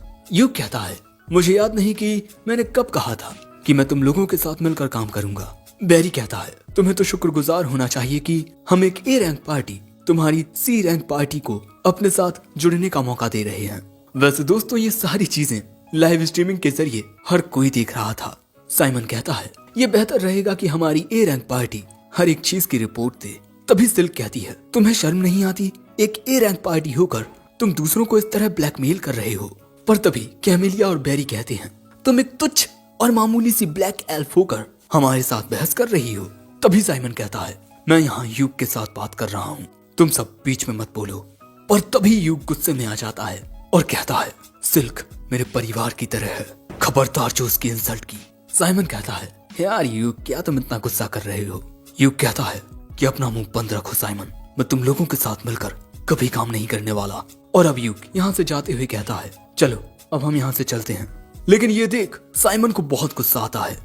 अब 2 दिन बाद हम थंडर पाइक को गिल्ड मास्टर के सामने देखते हैं। गिल्ड मास्टर कहते हैं, थंडर पाइक पर बहुत सारे आरोप लग रहे हैं, जिनमें तुम्हारे स्पॉन्सर्स एल्फ कोरेस्पोंडेंस काउंसिल और वेलमेलिया सिविल राइट यूनियंस की ओर से हैं, और एक तो गिल्ड हेडक्वार्टर से आया है। साइमन कहता है, अगर ये आरोप हम पर उस लाइव स्ट्रीमिंग को देखकर लगाए जा रहे हैं तो मैं आपको बता दूं कि हमने वो सब इसीलिए कहा क्योंकि उस तुच्छ डार्क एल्फ ने हमारे सामने बोलकर हमारी बेइज्जती की थी। लेकिन ये बात सुनते ही गिल्ड मास्टर साइमन में एक मुक्का मारते हैं, जिससे साइमन दूर गिरता है। और अब गिल्ड मास्टर चिल्लाकर कहते हैं, तुम्हें शायद इस बात का अंदाजा नहीं है कि तुमने कितनी बड़ी गलती कर दी है। और तभी साइमन डार्क एल्फ के बारे में कुछ गलत बोलने ही वाला था कि गिल्ड मास्टर उसकी ओर एक खंजर फेंकते हैं। साइमन के चेहरे पर खरोंच आ जाती है। गिल्ड मास्टर कहते हैं, तुम एक ए रैंक एडवेंचरर हो और तुमने एक डार्क एल्फ के बारे में बुरी बात की, जिससे किंगडम की डिग्निटी पर सवाल उठ रहे हैं। साइमन कहता है, हमारा तो बस कुछ एडवेंचरर्स के साथ एक मामूली सा झगड़ा हुआ था। गिल्ड मास्टर उसकी गर्दन पकड़ के कहते हैं, तुम्हारे उस छोटे से झगड़े की वजह से किंगडम के एल्फ्स के साथ रिलेशनशिप पर खतरा मंडरा रहा है, इसीलिए अब थंडर पाइक के सभी लोगों को लाइव स्ट्रीमिंग में माफी मांगनी होगी, वरना ऐसा भी हो सकता है कि तुम्हारी पार्टी को बेदखल कर दिया जाए। जो सुन साइमन कहता है, तो फिर मिशन का क्या? हाँ, मुझे नहीं लगता कि हमारे अलावा कोई और उस डंजन में जाने की बहादुरी दिखाएगा। और वो क्लोवर एक सी रैंक पार्टी, उसे तो गवर्नमेंट से ही एक्रोमेटिक डार्कनेस डंजन में जाने की इजाजत नहीं मिलने वाली। और तभी गिल्ड मास्टर कहते हैं, क्लोवर ने अपने गोल को अचीव किया है, इसीलिए अब उनकी पार्टी को ए रैंक पर प्रमोट कर दिया गया है। जो सुन साइमन के तोते उड़ जाते हैं। गिल्ड मास्टर कहते हैं, जाओ और जाकर लाइव स्ट्रीमिंग में माफी मांगो। अगले सीन में हम देखते हैं कि रात के दौरान बारिश हो रही है और साइमन एक गली में होता है। वो गुस्से में कहता है, आखिर मैं माफी क्यों मांगू? ये सब उस युग की गलती है। उसने लाइव स्ट्रीम में वो सब दिखाकर हमें जानबूझकर जलील किया। पर तभी उसके पास एक शख्स आता है और दोस्तों ये होता है सालास यानी साला। और वो कहता है, मिस्टर साइमन, क्या आप यूक और द क्लोवर से बदला लेना चाहते हैं? अगर आप मेरे साथ हाथ मिला लें तो मेरे पास एक बहुत ही अच्छा आइडिया है और इसके जरिए आप फिर से टॉप पर आ जाएंगे और मुझे भी वो मिल जाएगा जो मैं चाहता हूँ। उसकी बात सुन साइमन मुस्कुराता है और तभी बिजली भी कड़कती है और यहीं ये एपिसोड एंड हो जाता है। एपिसोड 7 की शुरुआत में हम मरीना और यूक को देखते हैं।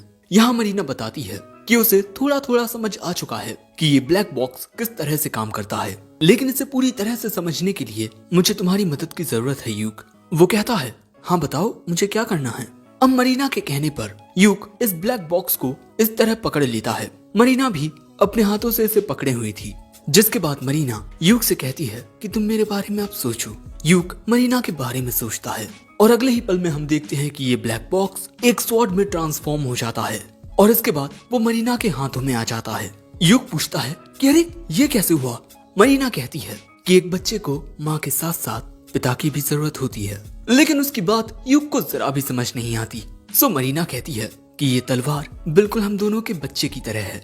और ये बात सुन युग थोड़ा शर्मा जाता है। अगले सीन में हम क्लोवर को देखते हैं जो आज फिर से एक्रोमेटिक डार्कनेस डंजन में जाने वाले हैं।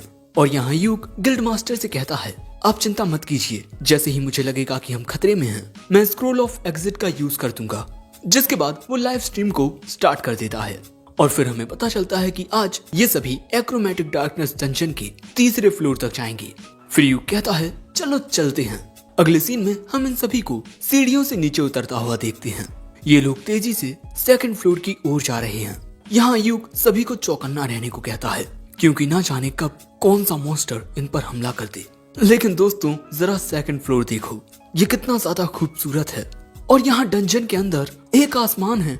जिसके बाद हमें जानने को मिलता है कि ये जो एक्रोमेटिक डार्कनेस डंजन है इसकी लेआउट्स बदलती रहती हैं, क्योंकि इस तरह की आउटडोर सीनरीज डंजन में अक्सर 20th फ्लोर के बाद देखने को मिलती हैं।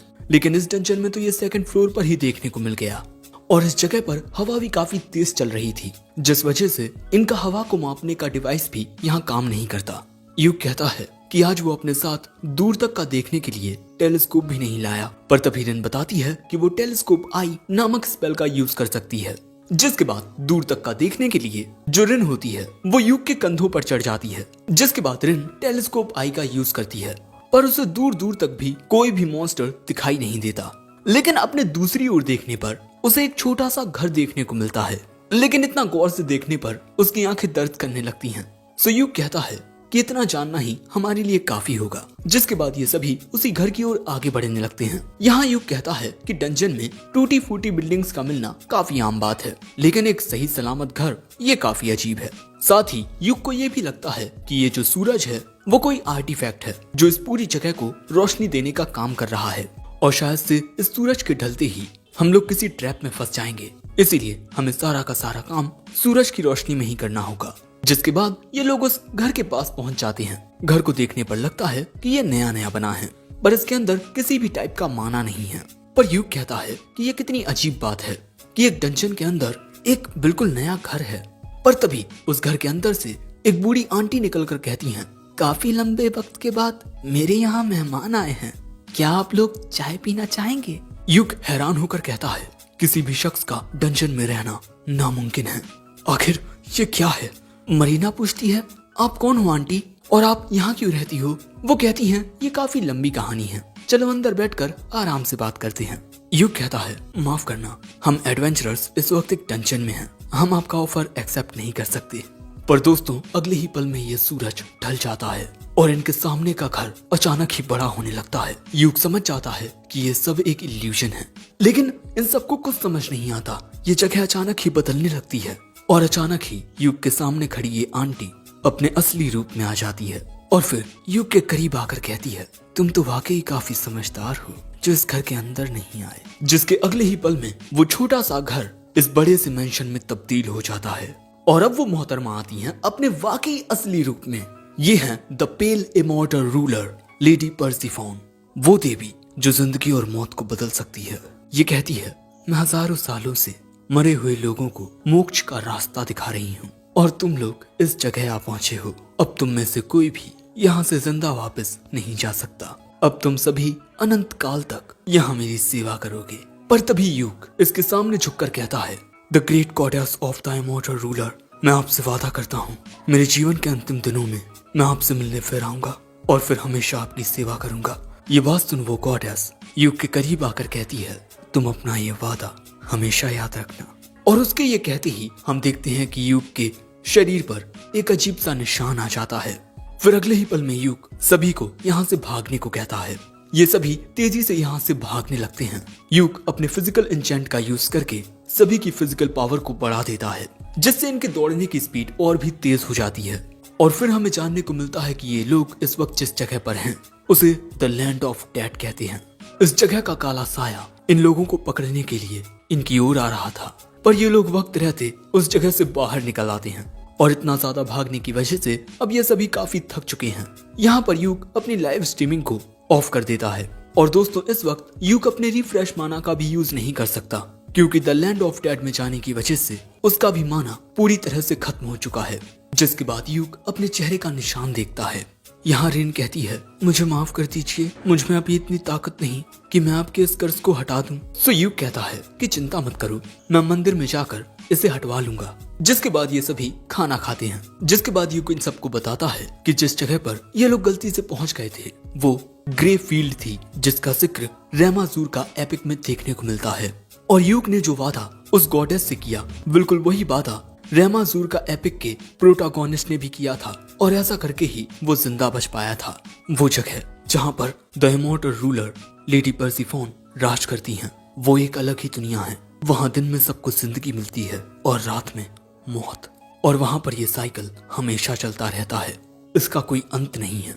उस जगह पर हर एक चीज को उलट दिया जाता है, दिन को रात, जिंदगी को मौत में, जवानी को बुढ़ापे में, हर एक चीज को उलट दिया जाता है।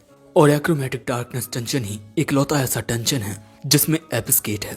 तो इस डंजन का बाकी डंजन से अलग होना जाहिर सी बात है, और शायद से एक्रोमेटिक डार्कनेस डंजन का एबिस गेट जिस दूसरी दुनिया से जुड़ा है वो इस डंजन के अंदर उसी दुनिया को रेप्लिकेट करने की कोशिश कर रहा है। और दोस्तों यूक को पूरा यकीन है कि एबिस गेट एक ऐसा दरवाजा है जिससे हम अलग अलग दुनियाओं में जा सकते हैं, यानी कि इस डंजन के अलग अलग फ्लोर्स पर हमें अलग अलग दुनियाओं के रेप्लिकास देखने को मिल सकते हैं। और ये सारी बातें सुन इन लड़कियों के मुंह खुले के खुले रह जाते हैं। पर तभी मरीना कहती है, लेकिन सिर्फ सेकंड फ्लोर ही इतना ज्यादा खतरनाक कैसे हो सकता है?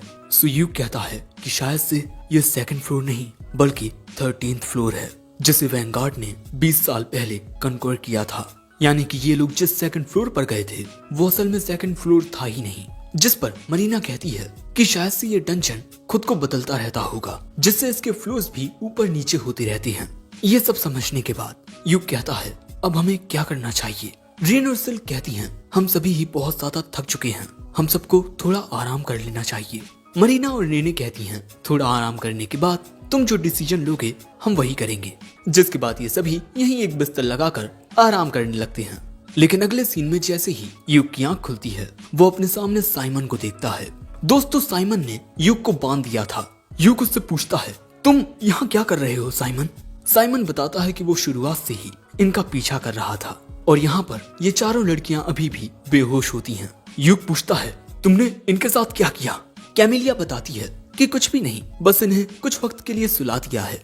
और यहाँ पर इन लोगों ने रेन की गर्दन पर एक कॉलर पहना दिया है और ये एक स्लेव कॉलर होता है। साइमन बताता है कि ये कॉलर हमें एक दयालु इंसान ने दिया है और वो भी तुमसे नफरत करता है। और इस वक्त मेरे हाथ में ये जो चीज है, इसके जरिए मैं इस लड़की को अपने इशारों पर नचा सकता हूँ। यूक कहता है, अगर ये बात बाहर सबको पता चल गई तब तुम्हें जेल हो जाएगी। साइमन कहता है, हमारे नसीब में तो बर्बाद होना लिखा ही है, चाहे हम कुछ करें या ना। लेकिन अगर तुम मेरी बात मानो तो तुम्हारा काम भी बन जाएगा और मेरा भी। मेरे पास ये जो पेपर है, तुम बस इसे साइन कर दो। इसमें लिखा हुआ है कि क्लोवर थंडर पाइक के साथ जुड़ना चाहती है और जो क्लोवर पार्टी के लोग हैं वो एल्फ्स के बारे में भला बुरा कहते ही रहते हैं। थंडर पाइक ने तो बस उन्हें देखकर ही एल्फ के बारे में बुरा कहा था और अब तक जो कुछ भी हो रहा है उसकी जिम्मेदार सिर्फ क्लोवर है और खासकर उनमें यूक। और यूक को अपनी गलतियों का एहसास हो गया है, इसीलिए अब वो थंडर पाइक से माफी मांग रहा है। और बस इन सब के बाद तुम्हें आखिर में लाइव स्ट्रीम में सबसे माफी मांगनी होगी। और अगर तुमने मेरी बात नहीं मानी तो मैं तुम्हारी इस प्यारी सी दोस्त को बेरी के बिस्तर तक पहुंचा सकता हूँ। जो सुन यूक कहता है, अगर मैंने इसे साइन कर दिया तो तुम इन सबको जाने दोगे, ठीक है? पर साइमन उसमें मुक्का मारते हुए कहता है, इस बारे में हम सोचेंगे, तुम नहीं। और इसके बाद साइमन यूक में लगातार लाते मारते हुए कहता है, तुम जानते भी हो तुम्हारे जाने की वजह से हमें कितनी सारी दिक्कतों का सामना करना पड़ रहा है।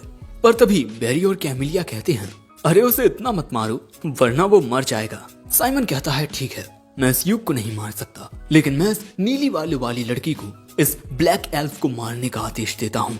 बेरी कहता है, अगर तुम इसे मारना ही चाहते हो तो क्यों ना मैं पहले इसके साथ थोड़े मजे कर लूं। पर तभी यूक कहता है, प्लीज ऐसा कुछ मत करो, मैं उस पेपर को साइन करने को तैयार हूँ। साइमन कहता है, तो जल्दी करो, मैं अपने दोस्त को दर्द में नहीं देख सकता। अब इस सिचुएशन को मद्देनजर रखते हुए यूक इस पेपर को साइन करने लगता है। पर अगले ही पल में मानो इस डंजन में भूकंप सा आ जाता है।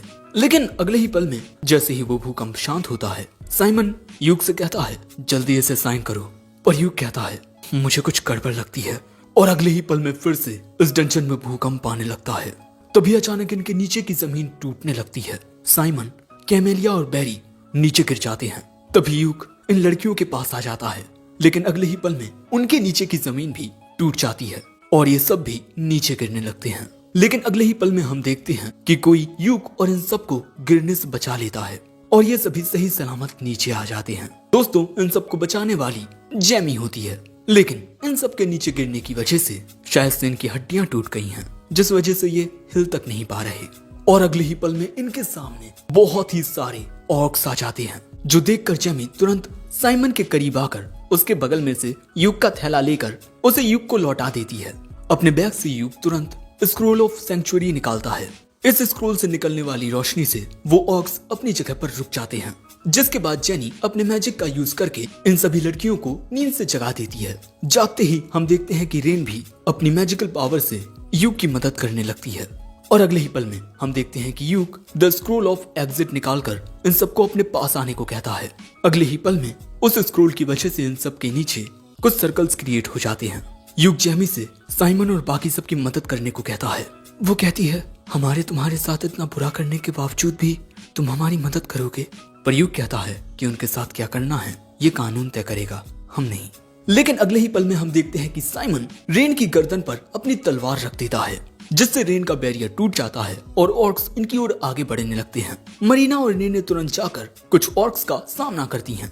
सिल्क भी अपने मैजिक से कुछ गॉब्लिन्स को रोक देती है। साइमन कहता है तुमने तो बहुत सारी लड़कियों को अपने ऊपर फिदा कर रखा है। पर दोस्तों, यूक स्क्रोल ऑफ एग्जिट को एक्टिवेट किए हुए किसी दूसरे मैजिक का यूज नहीं कर सकता। लेकिन तभी जैमी पीछे से आकर साइमन को गिरा देती है और रेन तुरंत ही उस मैजिक सर्कल के पास चली जाती है। साइमन जैमी को खुद से दूर करके मैजिक सर्कल की ओर जाने लगता है। तभी कैमेलिया और बैरी उससे मदद मांगते हैं, पर साइमन उनकी मदद करने से मना कर देता है। पर जैसे ही वो आगे बढ़ता है, जैमी उसके पैर पर वार करके उसे वहीं गिरा देती है और कहती है मैं तुम्हें यूक और उसके दोस्तों को और परेशान नहीं करने दूंगी। तभी यूक जैमी को इस मैजिक सर्कल में आने को कहता है, पर जैमी मुस्कुराकर यूक से अलविदा कहती है। और अगले ही पल में ये सब मैजिक सर्कल की वजह से इस डंजन से बाहर निकल जाते हैं, जो देख साइमन के होश उड़ जाते हैं कि यूक उसे लिए बिना ही यहाँ से चला गया। वो ऑर्क्स तेजी से इनकी ओर बढ़ने लगते हैं इन्हें खत्म करने के लिए। पर तभी साइमन अपने पास से कोई चीज निकालता है और उसे अपनी बॉडी में इंजेक्ट कर लेता है, जिसके बाद हमें बस थंडर पाइक के चिल्लाने की आवाज आती है। शायद से वो सब यहाँ मारे जाते हैं, शायद।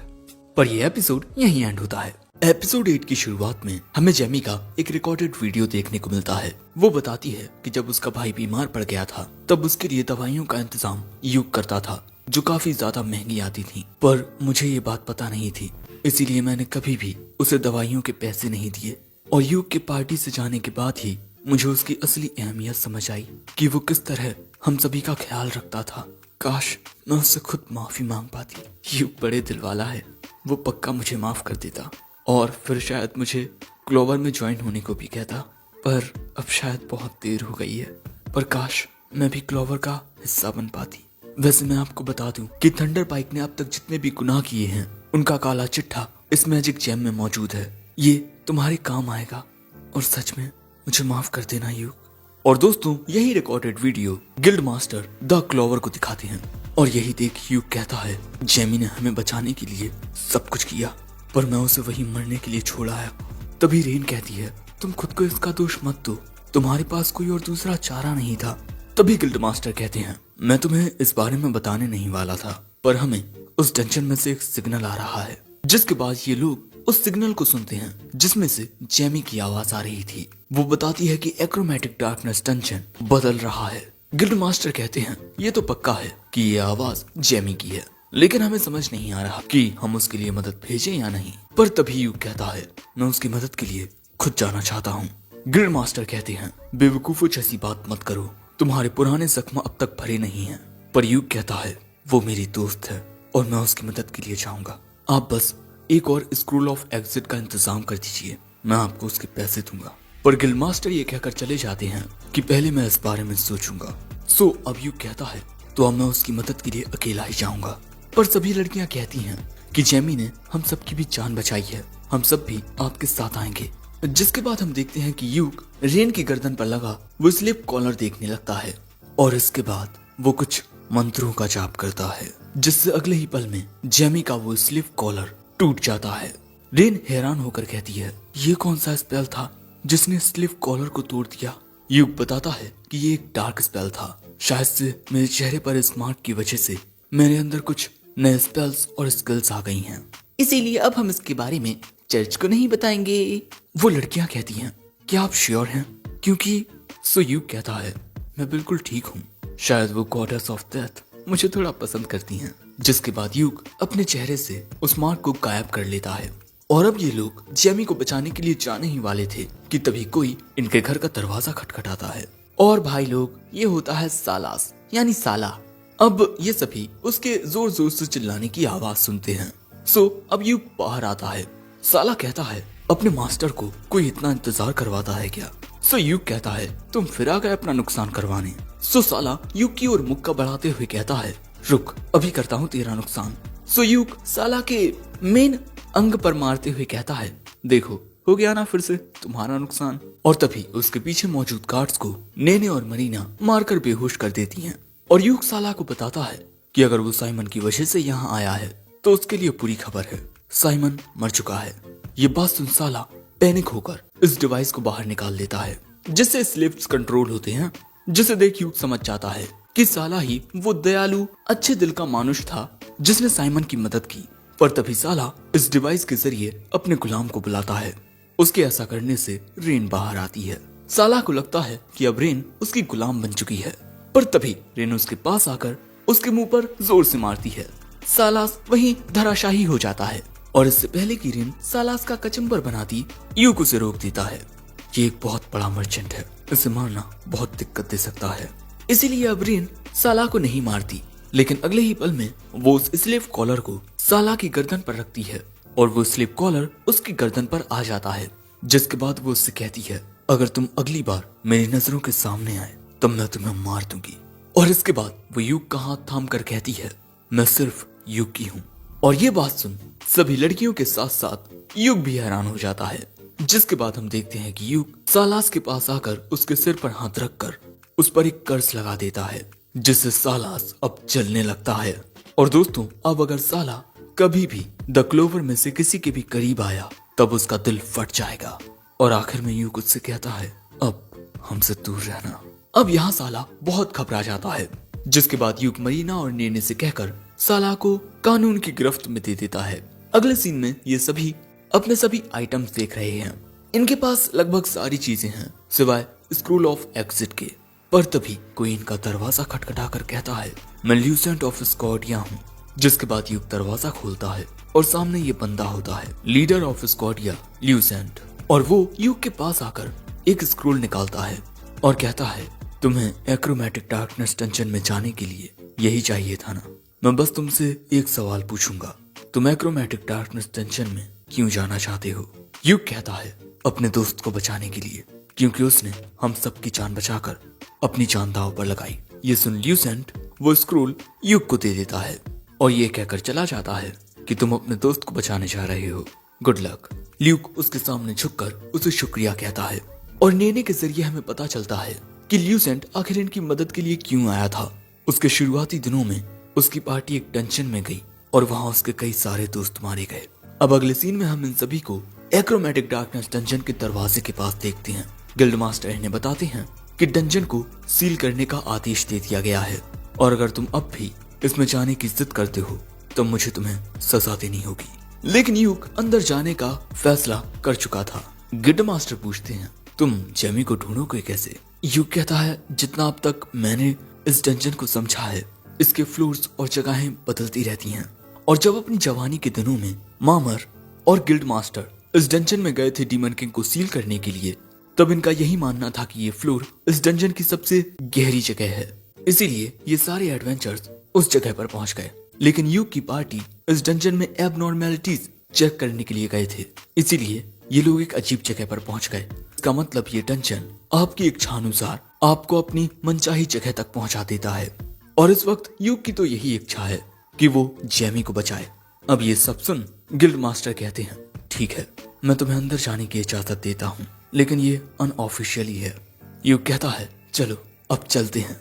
और इसी तरह द क्लोवर पार्टी जेमी को बचाने के लिए आगे बढ़ती है। डंजन में आते ही हमें सबसे पहले हेक्टियस नाम के मॉन्स्टर्स दिखते हैं। यहाँ पर यूक मल्टीपल स्पेल्स को कास्ट करता है, जिससे उसके साथियों की पावर और उनके वेपन्स की पावर इनहेंस हो जाती है। जिसके बाद हम देखते हैं कि मरीना एक ही वार में एक मॉन्स्टर को खत्म कर देती है। जिसके बाद सिल्क अपने तीर से एक मॉन्स्टर को जमाती है, रिन उस पर अपने मैजिक से अटैक करती है और आखिर में यूक अपने फाइनल हमले से उन्हें खत्म कर देता है। इसी तरह ये सभी मॉन्स्टर्स को खत्म कर देते हैं और फिर सीढ़ियों से उतरते हुए आगे बढ़ने लगते हैं।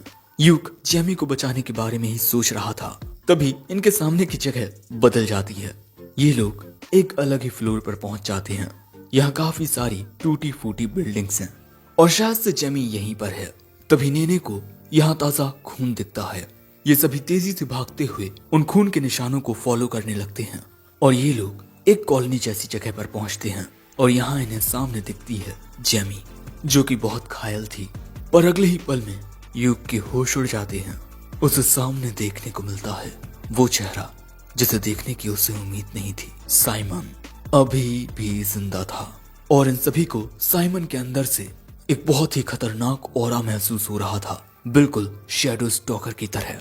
यूक समझ जाता है कि बात क्या है। साला ने साइमन को कुछ आर्टिफैक्ट्स दिए और ऐसे ही खतरनाक आर्टिफैक्ट के जरिए साइमन ने खुद को एक अनडेड में बदल लिया।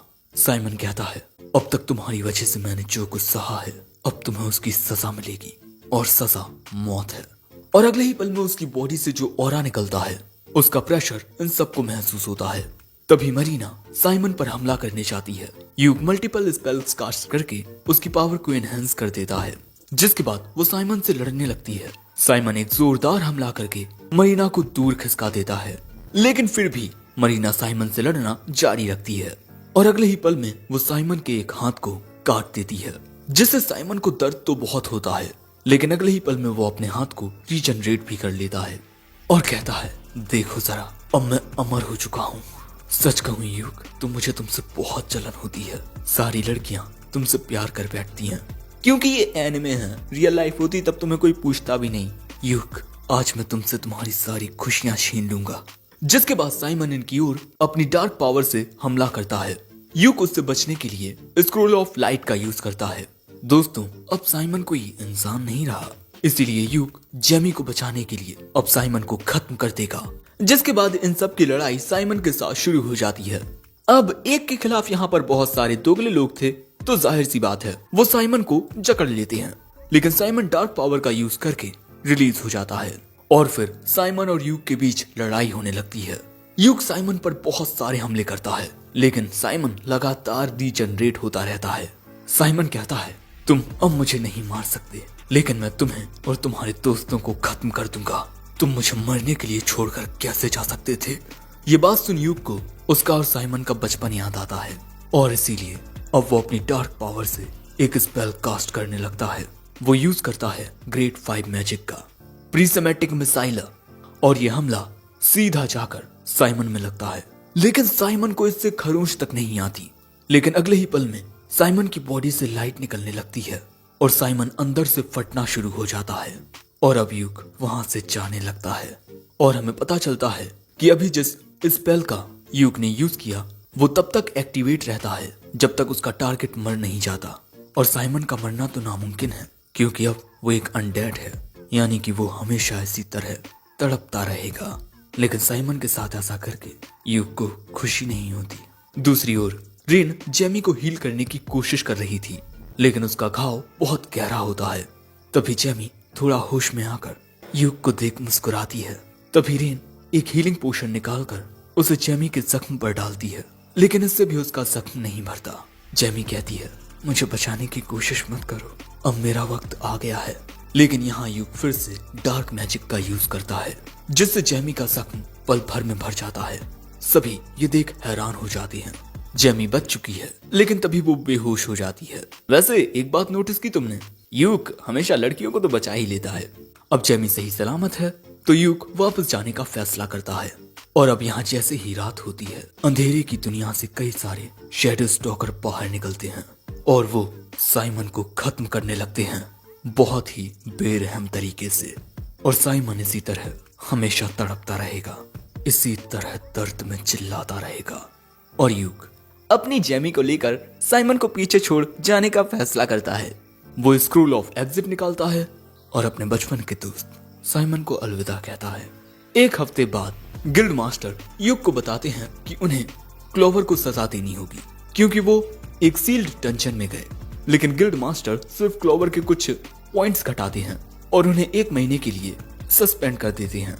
और जेमी जो कि थंडर पाइक की मेंबर थी, अब वो 1 साल तक के लिए एडवेंचरिंग नहीं कर पाएगी। यही उसकी सजा है। भाई लड़कियों के लिए तो हर कोई बड़ा दिल रखता है। अगर जेमी की जगह कोई लड़का होता तो उसे काला पानी की सजा हो जाती। मिस मामर कहती हैं कि मिस जेमी, तुमने थंडर पाइक के खिलाफ सबूत दिए हैं, इसीलिए तुम्हें कोई बड़ी सजा नहीं मिलेगी। भाई इनकी माँ का आलू का पराठा यार।